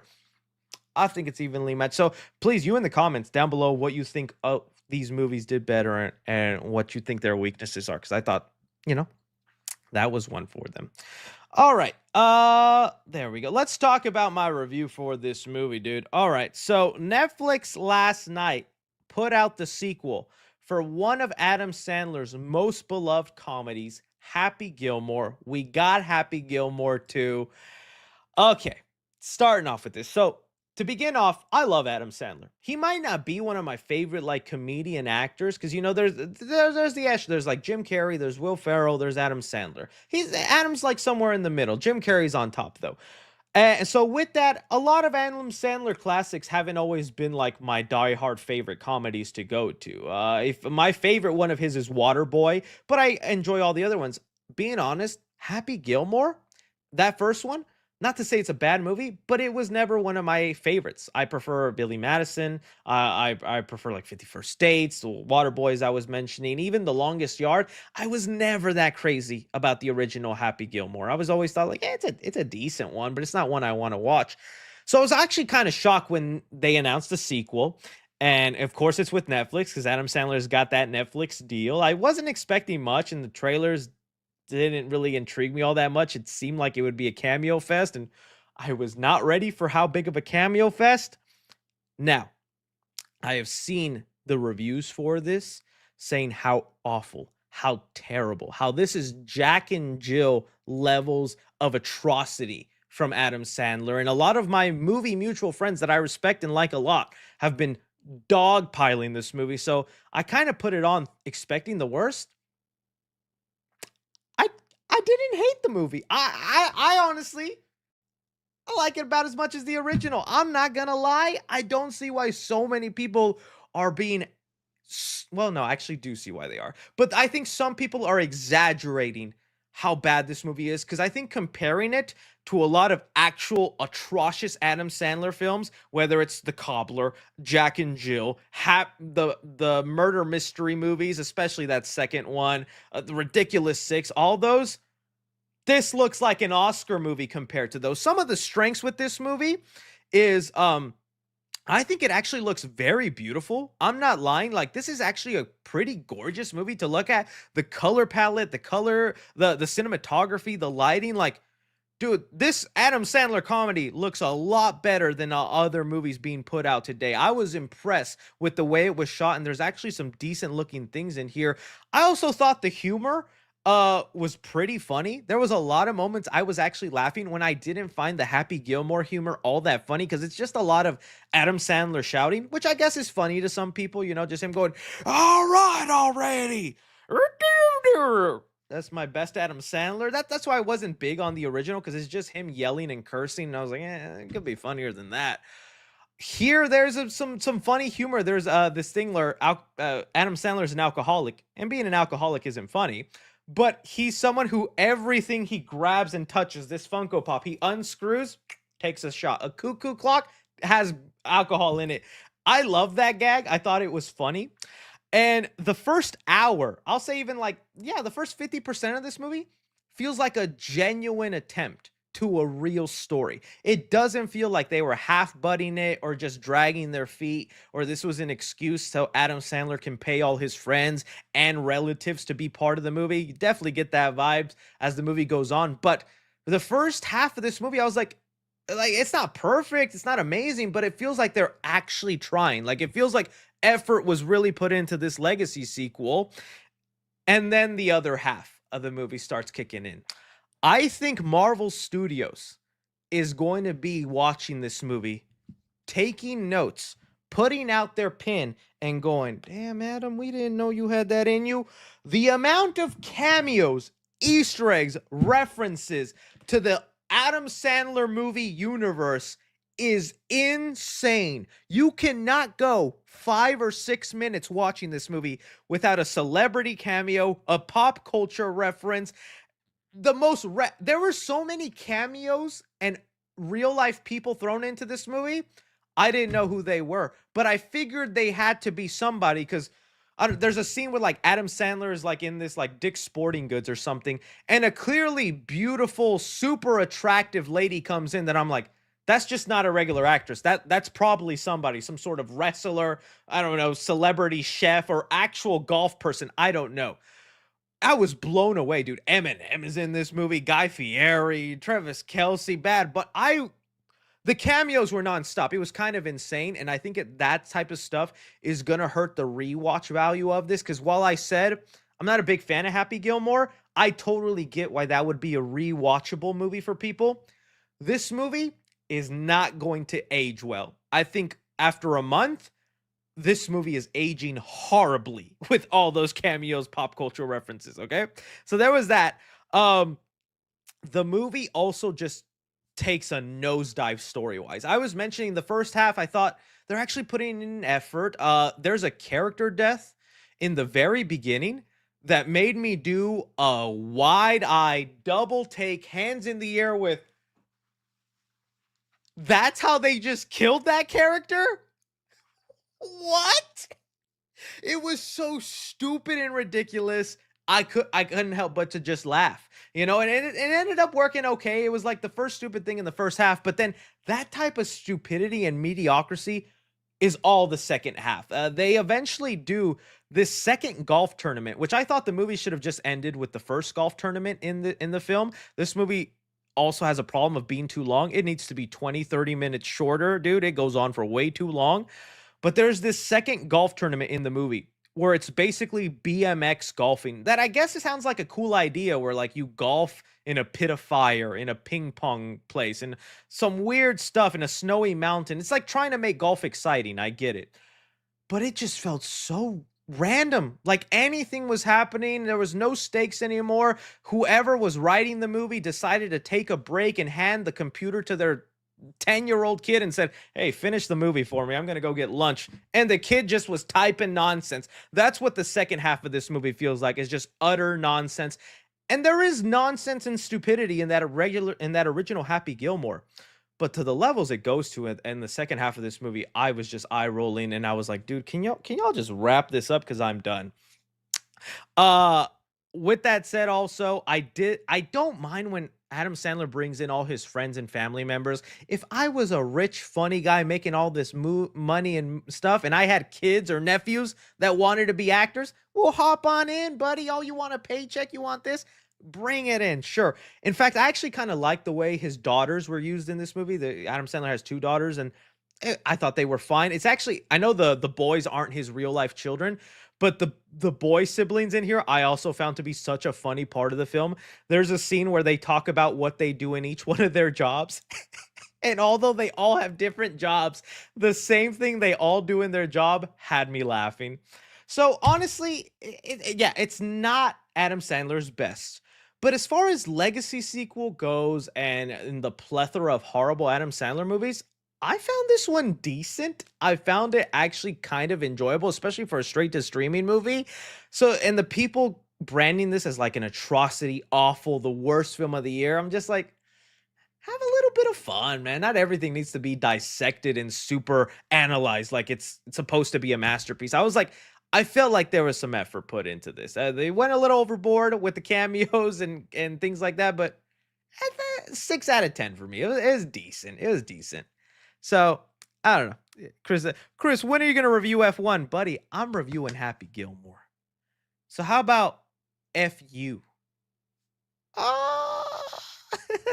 So yeah, now I want Big Daddy 2, dude. I can't imagine what Big Daddy 2. If there's, I would like there to be. Yes, that's my favorite Adam Sandler comedy, Waterboy 2. But in today's cancel culture and world, I don't know how you can redo that role because it is someone like that's not mentally capable, right? Adam Sandler is playing someone mentally slow with a speech impediment.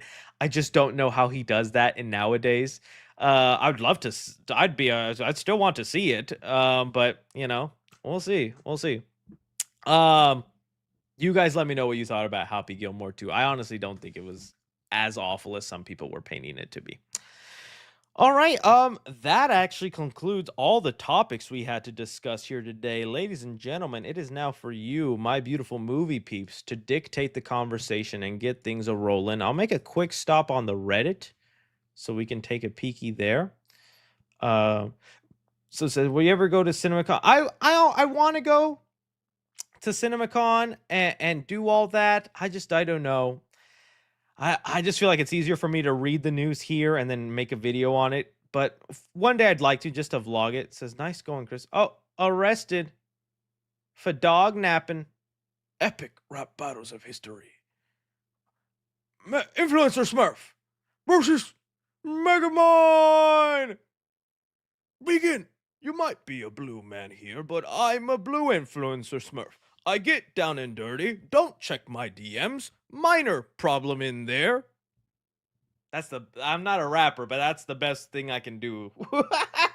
Was I cooking, chat? Was I cooking? All that we got there. That's all that. I can't believe the Fan 4 stick. And yes, those reviews are coming today. I've talked to Reed, the editor. Those reviews should be coming today, and I'll be posting them probably an hour or two after the live stream. How many meme-worthy faces in the Fan 4? Dude, I'm glad you guys love that video. Oh, the Go-Gurt's so good. Oh, I got the hollow. All right, you guys want to see something? This is just for the people that have been here.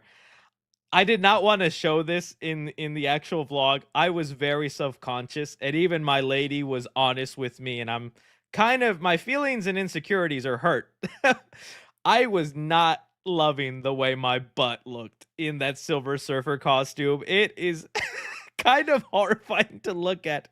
And so I had to cut out this section of the vlog because I was so self-conscious of the way it looked, dude. I look like some sort of troll doll. Like, my body shape needs repairing. And that journey will begin soon.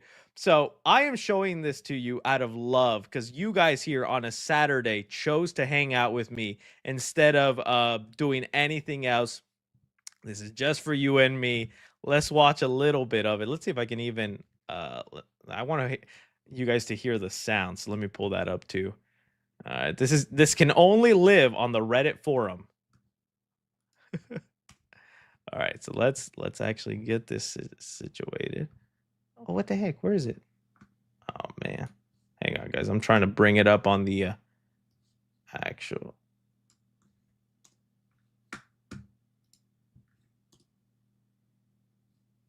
Is it not going to play? Is it not going to play? What the hell? What the heliate? Video file. Here, I'll just have to pull up the actual video file. All right. The Chrome Cruiser here, finally in front of Little Caesars Pizza. I've been dying to get a slice of this, and I've got someone to deliver it to. Let's go.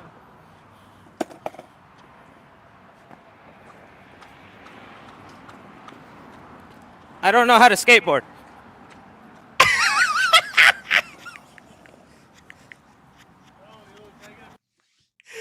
Oh my god. Yeah, that's a deleted scene from the vlog. I didn't want to throw in there. I didn't like the jiggle. I didn't like the shape. I didn't like the way everything looked in there, but there we go. One more time for the people in the back.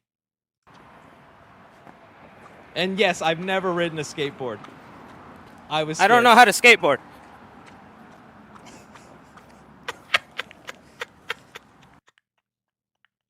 There y'all go. I hope you're happy. I hope you love it. If you haven't seen that video, please go watch it, like it, share it around. I need that video to do well. I don't want to just humiliate myself for okay views. I need maximum views on that.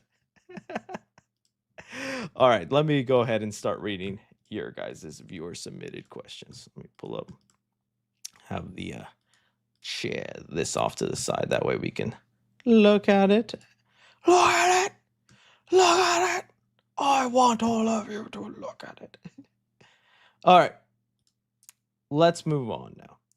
All right. Michael Thompson says, hey, Chris, how would you rank these 4 films? You gave the 3C guarantee to Oppenheimer, Deadpool and Wolverine, Paddington 2, and Top Gun Maverick. You know, I totally get why Stuckman or other reviewers eventually like don't want to do a rating system, because it like puts them in a position where it feels like, oh, comparatively, you like this movie better, you like this movie that. When also opinions can change over time. If I'm being honest, I think I would move Deadpool and Wolverine down to whatchamacallit, an add to your collection, which is just my second step in my rating system. So it'd go from 3C guarantee, add it to your collection, see it in theaters, rent it, and avoid, right? That's like the final echelon. And I was honest. I'm just like, guys, this is my first premiere. I got to go because of Spotify. Dude, you guys should have seen the audience in that premiere room. They were laughing and clapping at every joke. The energy was so high, and I was on such a good mood, and I enjoyed the movie, and I still enjoy the movie. On rewatches, I noticed a lot more of the issues and whatnot. I think I'd bring it down to like a add to your collection. So for that reason, I am going to put it at the bottom, but Oppenheimer, Paddington 2, and Top Gun Maverick, I think those are movies I wouldn't change my opinion on. Those are still movies I still hold into the 3C guarantee category. I think I would put Oppenheimer 1, Paddington 2, and Top Gun Maverick. That'd be my there. But yeah, that happens sometimes. I don't know. Like there are movies that just over time you just be like, I guess I know it was fine. And you know, rewatch is so important to me. And that was a movie I for sure rewatch over and over. Sometimes there's movies I think I give like a decent score to, but I'm like, but I also wouldn't rewatch that. So why would I do that? You know? Just my thought right there. Hang on, guys. I've got something messed up here. Let me put it into the. Oh.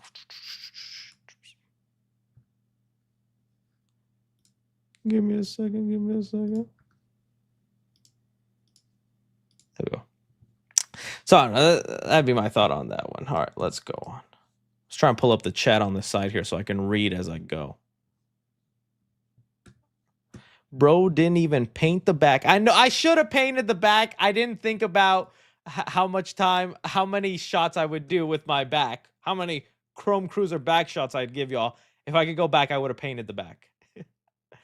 It says here, haven't seen the movie yet, but do you think Galactus should have been Avengers-worthy villain as opposed to... No, I like the way they did Galactus in there.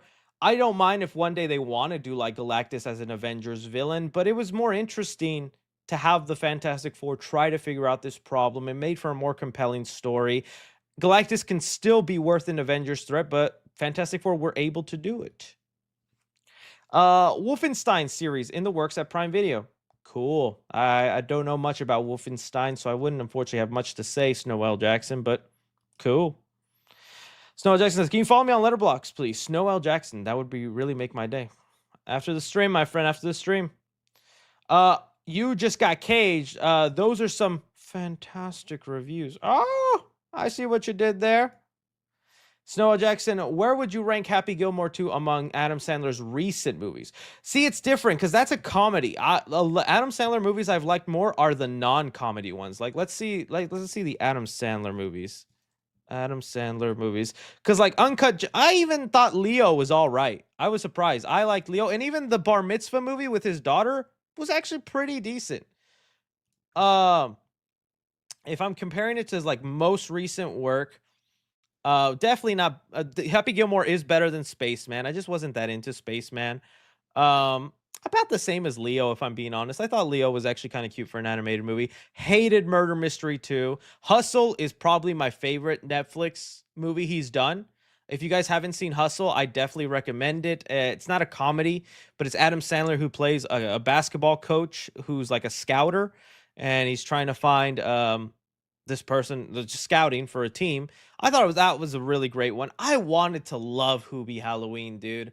Maybe I need to rewatch that one. I wanted to love that one because of the Halloween feel, and the Hubie character is kind of funny, but it's so much stupidness. That was just like pure stupidness, and I can't get past it. Of course, Uncut Gems is just amazing, but yeah, somewhere in there. I don't know.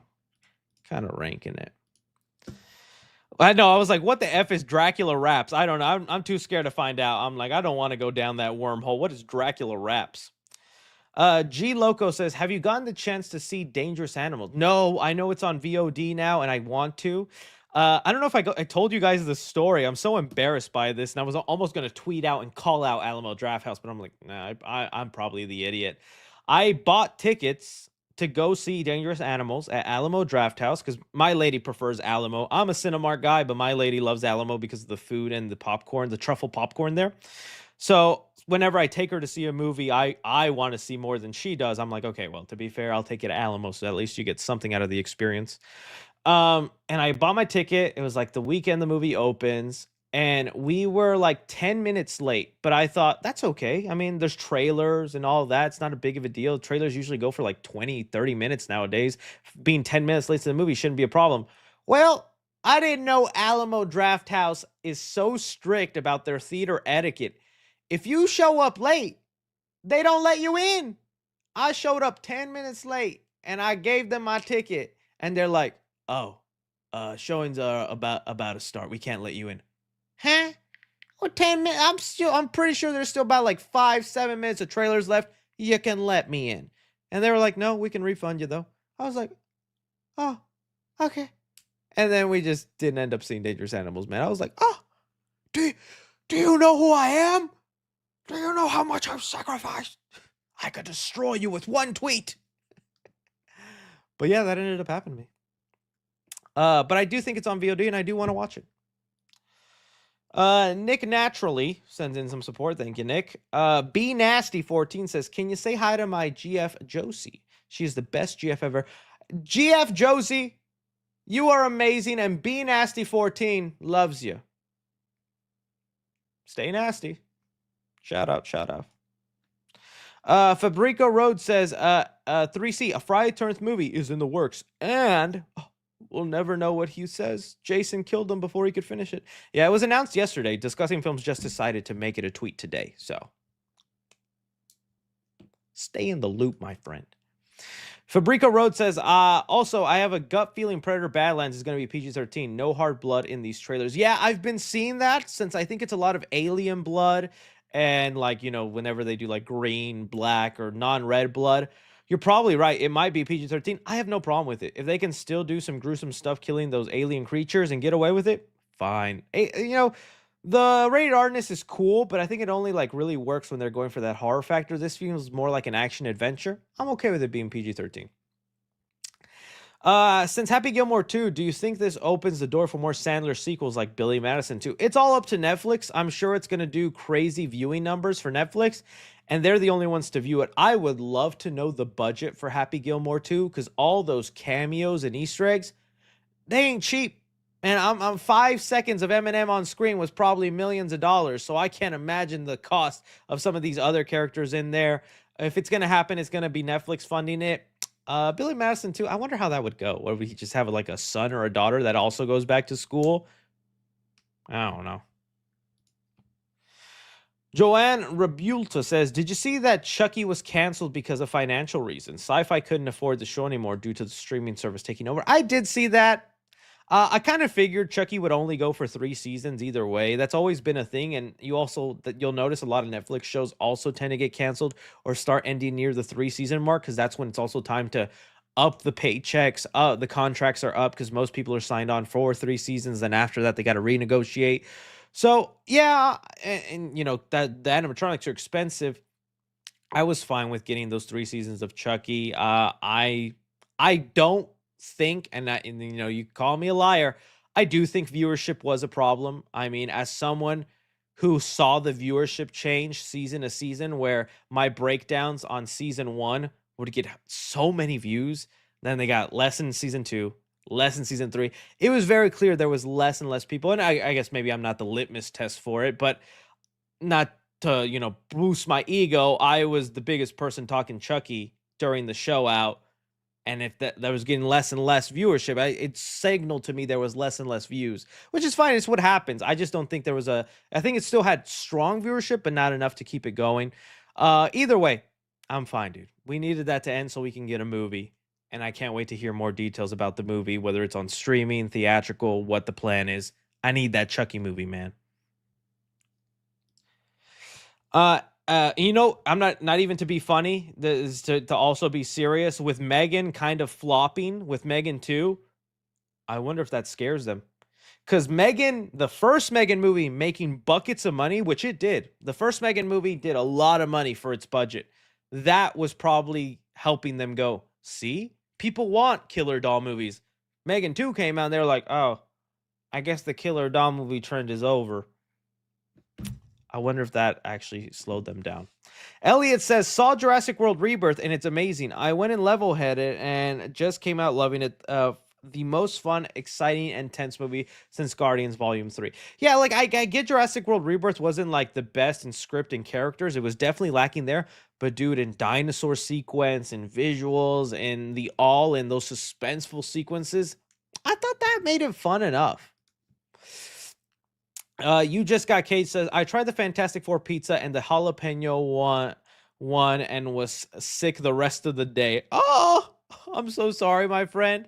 You know, I had someone point out something funny to me. Since the thing part of the pizza was made of sausage and Italian bits, they pointed out how the thing is Jewish and bacon bits isn't kosher. That's like if they had a vegetarian character and they gave him the meat lover pizza. I was like, oh, I don't think y'all guys did your research, Dan. I still actually really like that pizza. I might get it one more time before it gets out of stock. Unauthorized says, listen to your stream while delivering mail. Hey, thank you, mailman, for getting us our packages. You're the best. Karate Kick 4D says, Mario got friend zoned by Peach. F for Red Luigi. Oh, I wonder if they'll ever do like a more loving relationship. I don't know. Contemplating, wondering. Unauthorized says, Airbud reboot before Ben 10. Dude, if they don't make a Ben 10 movie within the next 5-10 years, they're going to miss their window.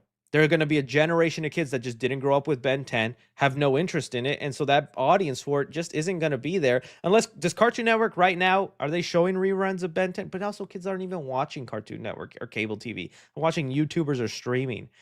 They need to hop on that Ben 10 movie while it's hot right now. They're sitting on gold and they don't even know it. Reed Jackson Media says, about to see F4 tonight. What should we call it? We'll see. It's fantastic. Oh, yes. It's going to be very fantastic. Thank you, Reed. Noob says, get down on your knees. Oh, no, Noob. Living Vampire says, who do you think the villain of Brave and the Bold will be? That's a good question. Okay, I'll tell you who I don't want it to be. I don't want it to be Joker. I don't want it to be a lot of villains that we've already seen. So no Riddler, no Two-Face, not a lot of the popular ones. Honestly, Mr. Freeze then. If Matt Reeves doesn't do Mr. Freeze, I want Mr. Freeze to be the villain for Brave and the Bold. That's what I would want. I don't want Penguin. I don't want Two-Face. I don't want Riddler. I don't want Bane. I don't want Joker. Do that. Noob says, good boy, 3C. Oh, geez, Louise, what the hell? Joe Richards says, did you see news on Ozzy Osbourne? I'm a huge fan of his music and actually met him at Comic-Con in Birmingham 10 days before he passed. Rip Ozzy. Yeah, man. You guys have known my music knowledge isn't all that great. Ozzy Osbourne is a gap in my music history. I think Cody Leach put out a tweet where he was paying homage to Ozzy, and the music he had playing there, I was like, oh, this is some good. If this is Ozzy Osbourne music, I need to listen to that. So that was pretty cool. I need to listen to my Ozzy Osbourne stuff. But dude, I know how popular he was. He was in the Austin Powers movies, would make so many other references in pop culture. I know he was someone very significant. But I'm also awesome that he got reincarnated as Aquaman, Trisha Paytas's baby. So we will have the legend Ozzy returning. No disrespect to my man Ozzy or anybody else, but that has been the funniest real world meme. Every time Trisha Paytas gives birth to a kid, someone famous dies and is reincarnated as her baby. The world works in mysterious ways, dude. I can't imagine who I'm going to be reincarnated in. But rip Ozzy. Rip Ozzy. Reed Jackson says, glad that Chris isn't desperate for his pal Jason. Nah, man. Hey, throw in some dollars and maybe I'll do it, Just kidding. If it was something cool, I would for sure do it. Austin Kate said, hey, Chris, love the Fantastic Four, but I feel like the detail people are missing is that Franklin is 5 in the post-credit. 4 + 1 year at the end of the movie. I don't think so. I see what people are saying with that. I don't think Franklin is 1 year old at the end of the movie. He still seems like the exact age. I think what people are misinterpreting is that they say it's been a crazy year. So, because it took a year for Galactus's ship, or almost a year. It took several months for Galactus's ship to get to Earth. I think that's what people are saying. I don't know. We'll see. We'll talk about it more because I've seen some people say that, but I don't know. Snow L. Jackson says villains and heroes went to see the DCU. Villains and heroes I want to see in the DCU. Well, dude, they put out that mural and man, it made me feel so dumb because I'm like, who are you people? There was James Gunn finally released the mural, or somebody did. James Gunn mural. And I don't know half of these fools. So this is the mural. Oh, yeah. See, James Gunn put it himself. Here is the mural. And I'm sorry, I don't know anybody. I thought this was Jay Garrick at one point. This is obviously Sexy Sombrero Man. Oh my goodness. I don't know any of these fools. The only person I knew was Wildcat. And that's because of Batman Brave and the Bold, the cartoon. Everybody else, dude, typical James Gunn fashion. He Googled obscure DC characters and said, make a painting of them. Make a painting of them, please. So I don't even know if I want to see these fools. I don't know any of these guys, and I have no idea if they're genuinely going to be introduced into the DCU, but here they are. As far as characters I want Booster Gold. I want the other Blue Beetle. What was the second what was his name? Ted Kord, right? Ted Kord. There we go. I don't have to Google it. I want Ted Kord and Blue Beetle. Ted Kord as Blue Beetle with Booster Gold. Trying to see who else. Oh, Nightwing. I want Nightwing, especially leading the DCU would be so awesome. Other characters I would want in there. I do want Cyborg, and dude, I hope they give him a great design. People were dogging on it. I like this design. Fortnite just came out with the Cyborg, and dude, if they translate this design in live action, I will be such a happy camper. I think this design is really cool. I think it's so important to show a lot of skin for Cyborg because he's a cyborg. He's half machine, half human. And those, I wasn't a big fan of Zack Snyder's. I wasn't a big fan of Joss Whedon's Cyborg, and it wasn't until Zack Snyder's Justice League where I was like, "Oh, dude, that's a great arc for Cyborg." But I'm not a fan of the design of that Cyborg and how literally just this part of him is the only human part. I would love it if they somehow translated this into live action. So Cyborg and have him almost teenager-esque and with the Teen Titans in there. That would be awesome. The Teen Titans, as I was just mentioning, I would love, especially Raven. Azarath Metrion Zinthos. Yes, mommy. People like that would be cool. As far as villains, they've done a lot of classic villains. We'll see who they end up doing. All right. Was it? Sorry, I'm trying to pull up this next one. I'll pull up. Someone in First Steps said, "Say that again." Did they? I don't even remember that. You're gonna have to tell me what scene. I've seen it twice. I don't even remember where they've said that. Ryan, what do you think of the Percy Jackson season 2 trailer? I haven't watched it. I need to watch it. I will be checking that out after the stream and give you my thoughts then. Review of Happy Gilmore 2 if you watched it. I did watch it. I gave you my review. And if you didn't catch it, I'll put it on the Clips channel, my friend. Crispy Pop says, I'm so happy. I had to let you know I got my Galactus. Yay, the Galactus. Such a crazy big popcorn bucket. Adventures with Parker and Dad said, have you seen Happy Gilmore 2? If so, what did you think? Yep, just talked about it. If you missed it, I'll put it up on the Clippy channel. Karate Kick 4D says, it fun how they take shots at the company and make fun of them. South Park made fun of Paramount, and now Wile E. Coyote made fun of Warner Brothers. Yeah, even in the show, what was it called? The Rehearsal season 2 with Nathan Fillion. He took some giant shots at Paramount and compared them to Nazis, and it was like the funniest thing of that season. Miguel Caldron, good stuff. Johnny Pahin. Can you rank your top 5 Marvel heroes? Mine are Spider-Man, Daredevil, Wolverine, Cyclops, The Thing. Spider-Man number 1. If we're going just Marvel comics then, not actual MCU characters then. Okay, I'm going to go Spider-Man number 1. I'm going to go Cyclops. I'm trying to keep it like one group there, but if I didn't, Bobby, Iceman would be up there, but I'm going to go Cyclops. Reed Richards for the Fantastic Four, for sure up there. Then I think I'm going Hulk. Oh, there's a lot of good choices out there. I think, this is more because the Marvel movies, I was never a Captain America guy, but now I really like Captain America.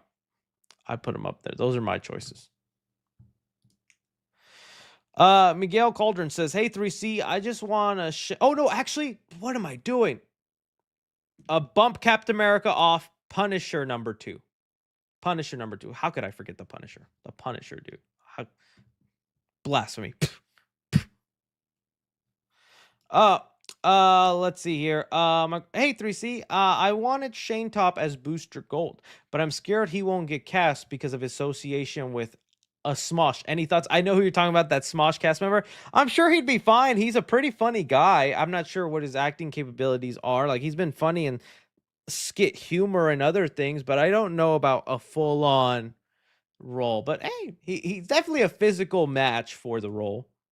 But sometimes you need more than just to be a physical match. RJ Phenomenon says, Sup Chris, been a fan for a good minute. Just here to say Fantastic Four was fantastic. Say that again. But I'll love for Lato to be Invisible Woman. Me too. Glad you thought the movie was fantastic, buddy. Ricky G says, one Predator, no ship versus Matt Reeves, Porta. Which side lives? Have a great weekend. Planet of the Apes. Ooh. So a Predator, one ship. So does that mean it's just one? Yeah, it's one Predator versus Matt Reeves' Planet of the Apes. I don't know, dude. Caesar can get away with some stuff. Caesar's pretty good. I think the Predator would win. But also the Predator always has the advantage with the tech, the choosing location, when to fight, when to show up, and he still ends up dying. So maybe the monkeys win. The Archive says the Skydance and Paramount merger has been a problem. Oh, nice. Hopefully we get some good stuff. The Archive says Marvel needs to do Punisher and Daredevil movies already. They wouldn't cost much to make, and they would be easy money makers, kind of like John Wick. I do agree on that. I feel like they're just trying to keep that expectation that Marvel movies have to be these grand, big spectacles. So a lot of these street level characters are just going to stay on the TV side of things. And I'm okay with that as long as we get more of them. Freddie says, Chris, I felt like me the thing after I clobbered homeless man today. Poor homeless man. The Archive says, I can't believe it'll be a year till next MCU movie. I know, but it doesn't feel like that long of a wait. And it's Spider-Man, dude, and it'll be a fun era for us to talk, discuss, and get in costume and talk all about. I can't wait, especially to see what that costume looks like. My old ass boo says, tonight's scene Bambi Reckoning and meeting the director. Oh, nice. I was supposed to get a screening link for it, and they messaged me. They're like, did you get it? And I was like, y'all didn't send it to me. So if I don't get the screening link, I have to make time to see it. But if I do, you probably won't get a review for Bambi until Monday. We'll see, guys. We'll see, though. I do want to review it. I've heard some decent things about it. Tommy G from the UK here. The general public don't care about Superman. Superman had 10 people in my screening, but Fantastic Four was sold out. Superman had 0 marketing too. Yeah, Superman still has that problem of being looked at as just an American hero. I'm hoping James Gunn, with his DCU and everything going on, he can kind of flip that around, because I think Superman should be looked at as a worldwide hero. But we'll see, man. We'll see. Ben Malsky says August 28th is the perfect date for Coyote vs. ACME, as it will have the kids and family crowd all for itself. Tipa had stiff competition. So far, this doesn't. The day the Earth blew up, a Looney Tunes story. Is that the one you're talking about? Yeah, I hope so, man. I need that movie to succeed. It's going to be such a sad day for Looney Tunes fans if we face the music that Warner Bros. Was right, which I don't want them to be. Luis Cora says, Papi Chulo, ha ha ha. Are you a fan of Mass Effect? Highly recommend playing it before the Prime show. No, I've never played Mass Effect. But hey, if it can affect my mass, I'll be playing. But it could be like what was the show? Fallout. I've never played a Fallout game, never had interest in it. I love the Fallout show that Amazon did, and I can't wait for season 2. So hopefully Mass Effect will be like that for me. Also, MJ's new release is on my birthday, April 24th. Oh, Reed Jackson is the reincarnated Michael Jackson. Can we get a hee-hee, Reed? Yeah, I saw that, and they are going to split it up into 2 movies. I still hope the actual story of the movie ends up working. So the first half will be Michael up until he leaves the Jackson 5, and then it looks like the second movie is the part of Michael's life that everybody actually wants to see, is him going solo, doing Thriller, Billie Jean, all these other iconic songs. But it looks like they're going to have to not talk about, or they're going to have to remove a lot of the accusations because of the stuff that they're not allowed to talk about, which is crazy, man. I thought they were going to be bold and not avoid it. Now they legally have to. Hopefully we get a Bodybuilder 3C sooner than later. One day Bodybuilding 3C will be here. I am Jimenez, sends him some love. Thank you so much. Have you saw the Galactus Hot Toys figure? I have. It is awesome. I don't have a place to put it, so I don't think I'll be grabbing it, but it is sick. That is a cool toy, especially since it comes with all these little Fantastic Four figurines to be on it. Looks so cool. Preston Carwell says, hi, hey, I just want to say God is good. I hope everyone, you and Chris and everyone in this live stream, have a great day, no matter what you believe in. I agree, Preston. Am I supposed to say, people say God is good, and I say all the time? I saw that on a Kevin Hart special or something, but yes, thank you for the blessings. Mohammed Manar says, hi, Chris, I got typhoid in early July, was hospitalized July 6th for 10 days, been home recovering, missed 3 streams and many videos, but I'm all caught up now. Sadly, I'll miss Superman Fantastic Four due to it. Hey, no worries about it, man. When you do eventually get to watching it, you will experience back-to-back peak. I hope you feel better, man, and I'm glad my videos can keep you entertained. Feel better. We have here Invincible news. Would you play Fortnite with viewers? F4 squad? I'd have to think of a thing to do with viewers. I don't know if I would just play it. I don't know if it could be entertaining for a video or not. I did see the Fantastic Four finally in, and I did buy them. But since they don't have any special abilities or like a campaign for them, I didn't think of a video I can do in gameplay wise. I need a video or an idea. I don't just want to be like, hey, this is the skins. Now watch me play a regular game. I need something to accomplish. Payne Rourke says, did you hear that Melissa Barrera is rumored to be in Scary Movie 6? Thoughts if true? I saw that floating around, but there is no source. It's just like a account that tweets random movie news, just decided to pop it up out of nowhere. I do not see the original source from that, whether it's Daniel Richman or like My Time Shot, like no scooper. It's just some random horror news account that started tweeting it. So that's why I haven't talked about it. I hope that's true. I would love for that to be true because it would be so funny for Melissa Barrera to do that. But yeah, I don't know how much I believe in it. Jagger Ash Main says, can you give a shout out to my girlfriend Mel? We are huge fans of the channel and we always watch her videos. What is your letterbox top 4? Oh, my letterbox top 4. Oh, I have it in the top of my. It's well, first shout out girlfriend Mel. I appreciate you and Jagger watching. It means a lot. I have Back to the Future, Scream, Whiplash, and Spider-Man 2. Those are my top 4. Movie Nation says, it was been a while since I've sent money. Need another TikTok edit idea. Oh, buddy, well, I would love it. Tag me on your edits, and I'll DM you, and I'll give you some ideas. I'll even give you exclusive footage. The Archive says, I agree with the idea somebody said last stream. You should do a space horror theme for your spooky set. Throw in xenomorph stuff. Have a space backdrop. That would be sick. It would be cool. I could see it. I could see it. Maybe. Francisco Diaz says, love your videos and have always and have been watching for years. Well, thank you, Francisco. It means a lot, my friend. Adventures with Parker and Dad said, could we get a quirky ranking of the movies you've watched so far in July? A quick rank. I said quirky ranking. What are the movies I've watched in July? A lot of movies I haven't. In July movies 2025. Okay. Well, they're basically all right there. Those are the July movies. Okay, so bottom of the list would be Smurfs. Smurfs is last. Then I would have to go Head of the State. It's all right. It's enjoyable. Oh no, Smurfs. I Know What You Did Last Summer. Head of the State. Jurassic World Rebirth. Together, which is really good. I still need to find the time to make that review. See, it's hard. It's so hard because I love them both for different reasons. I'm going to cop out and say, and these two are number one. These two are number one. If you had a gun in my head, I'd probably put Superman 2 and Fantastic Four 1. There. Those are the ones I've seen. I have not seen F1 yet. I haven't seen Medea's Vacation, Eddington, or whatever Zombie 4 is.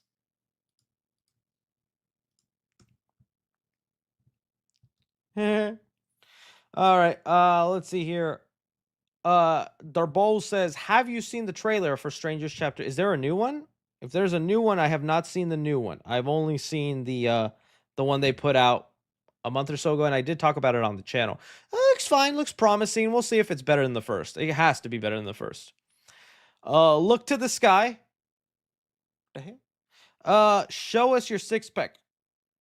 It's in the fridge, buddy. I'm not giving you that six-pack. Look, that's my drinks. I am Jimenez says, 3C, what's up, brother? With the way the MCU is leading to Doomsday, how do you think Spider-Man Brand New Day will end?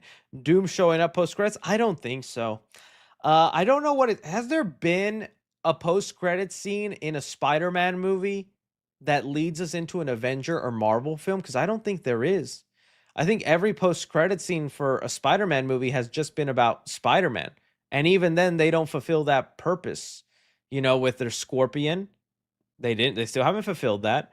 Far From Home, it was just revealing Peter's identity. They did fulfill that in No Way Home.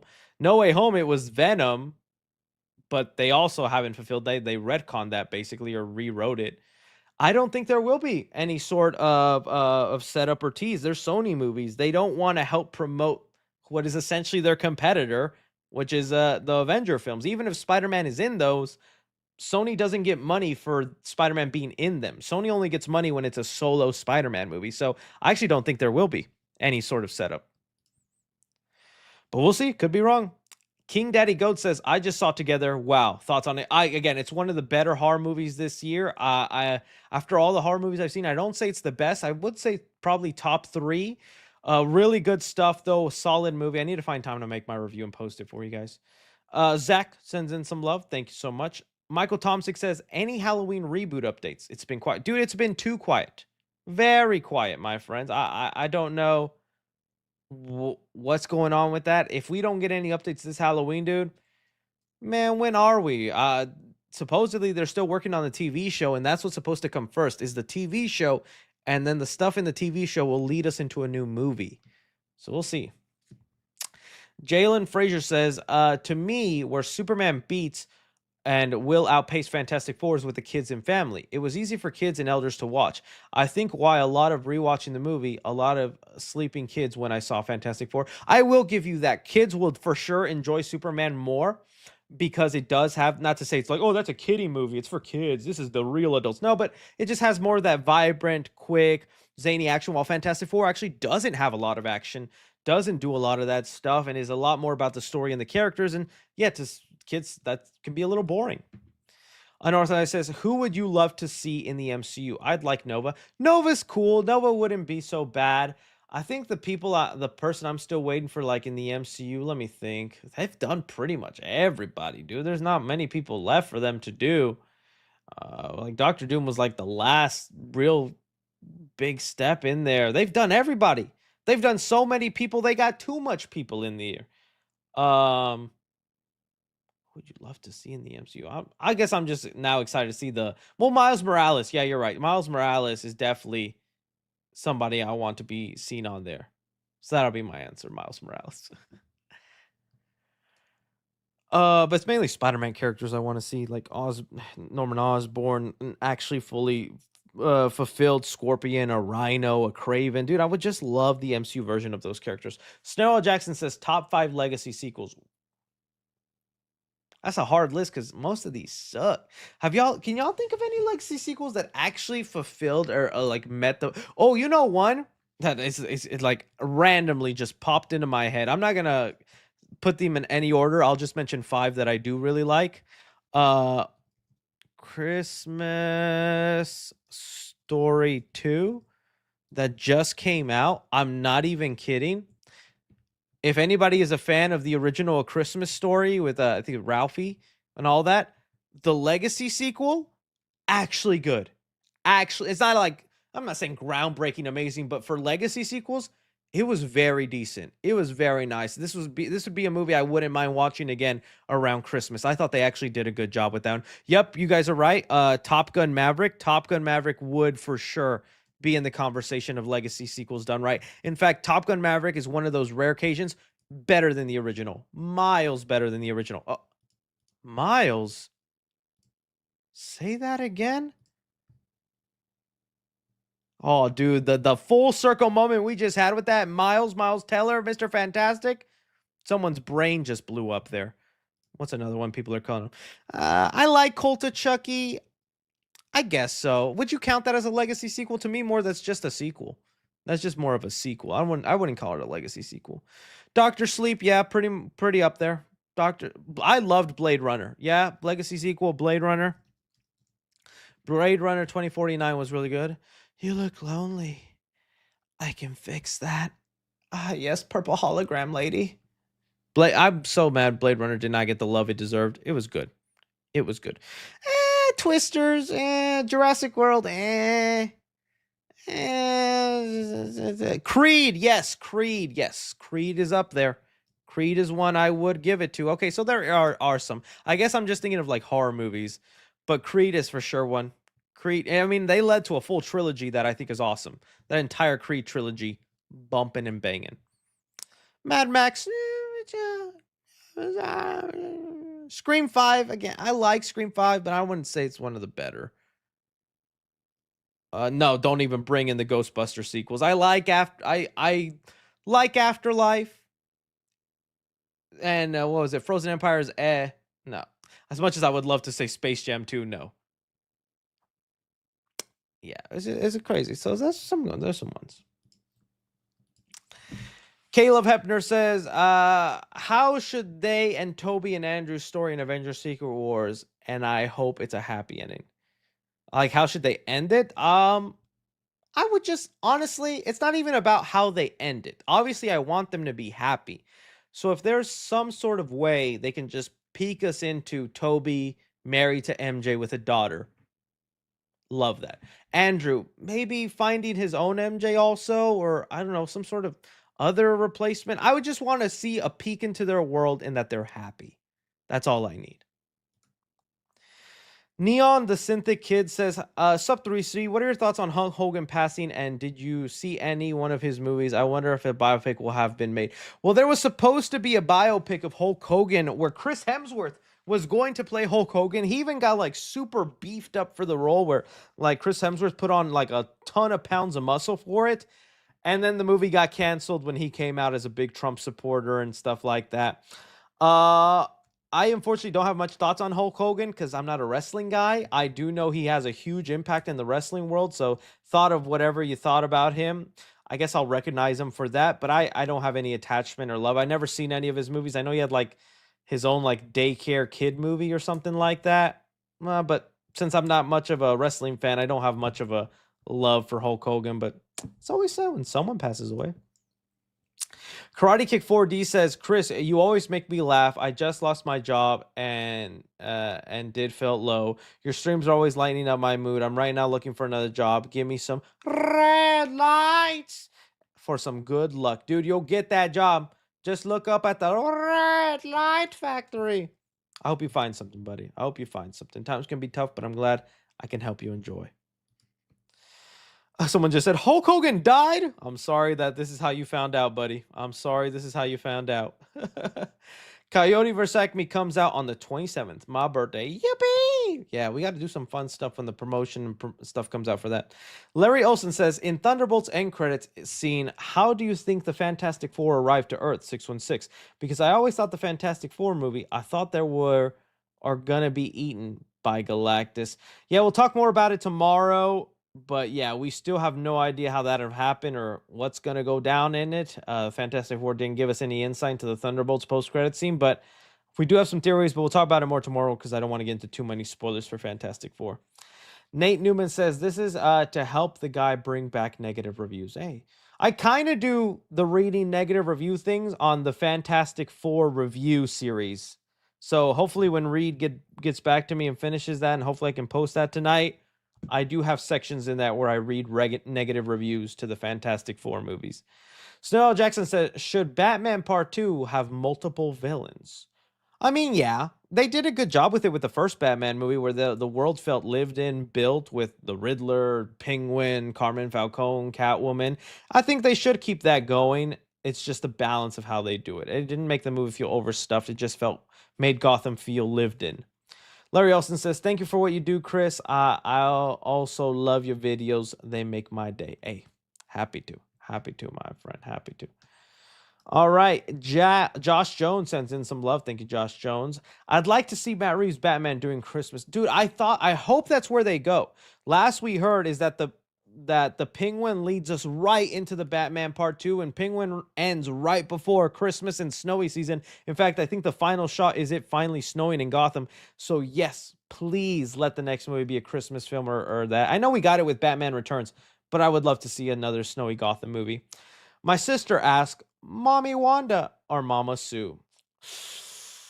That's tough. Both beautiful, respectful, motherly women that we will not objectify.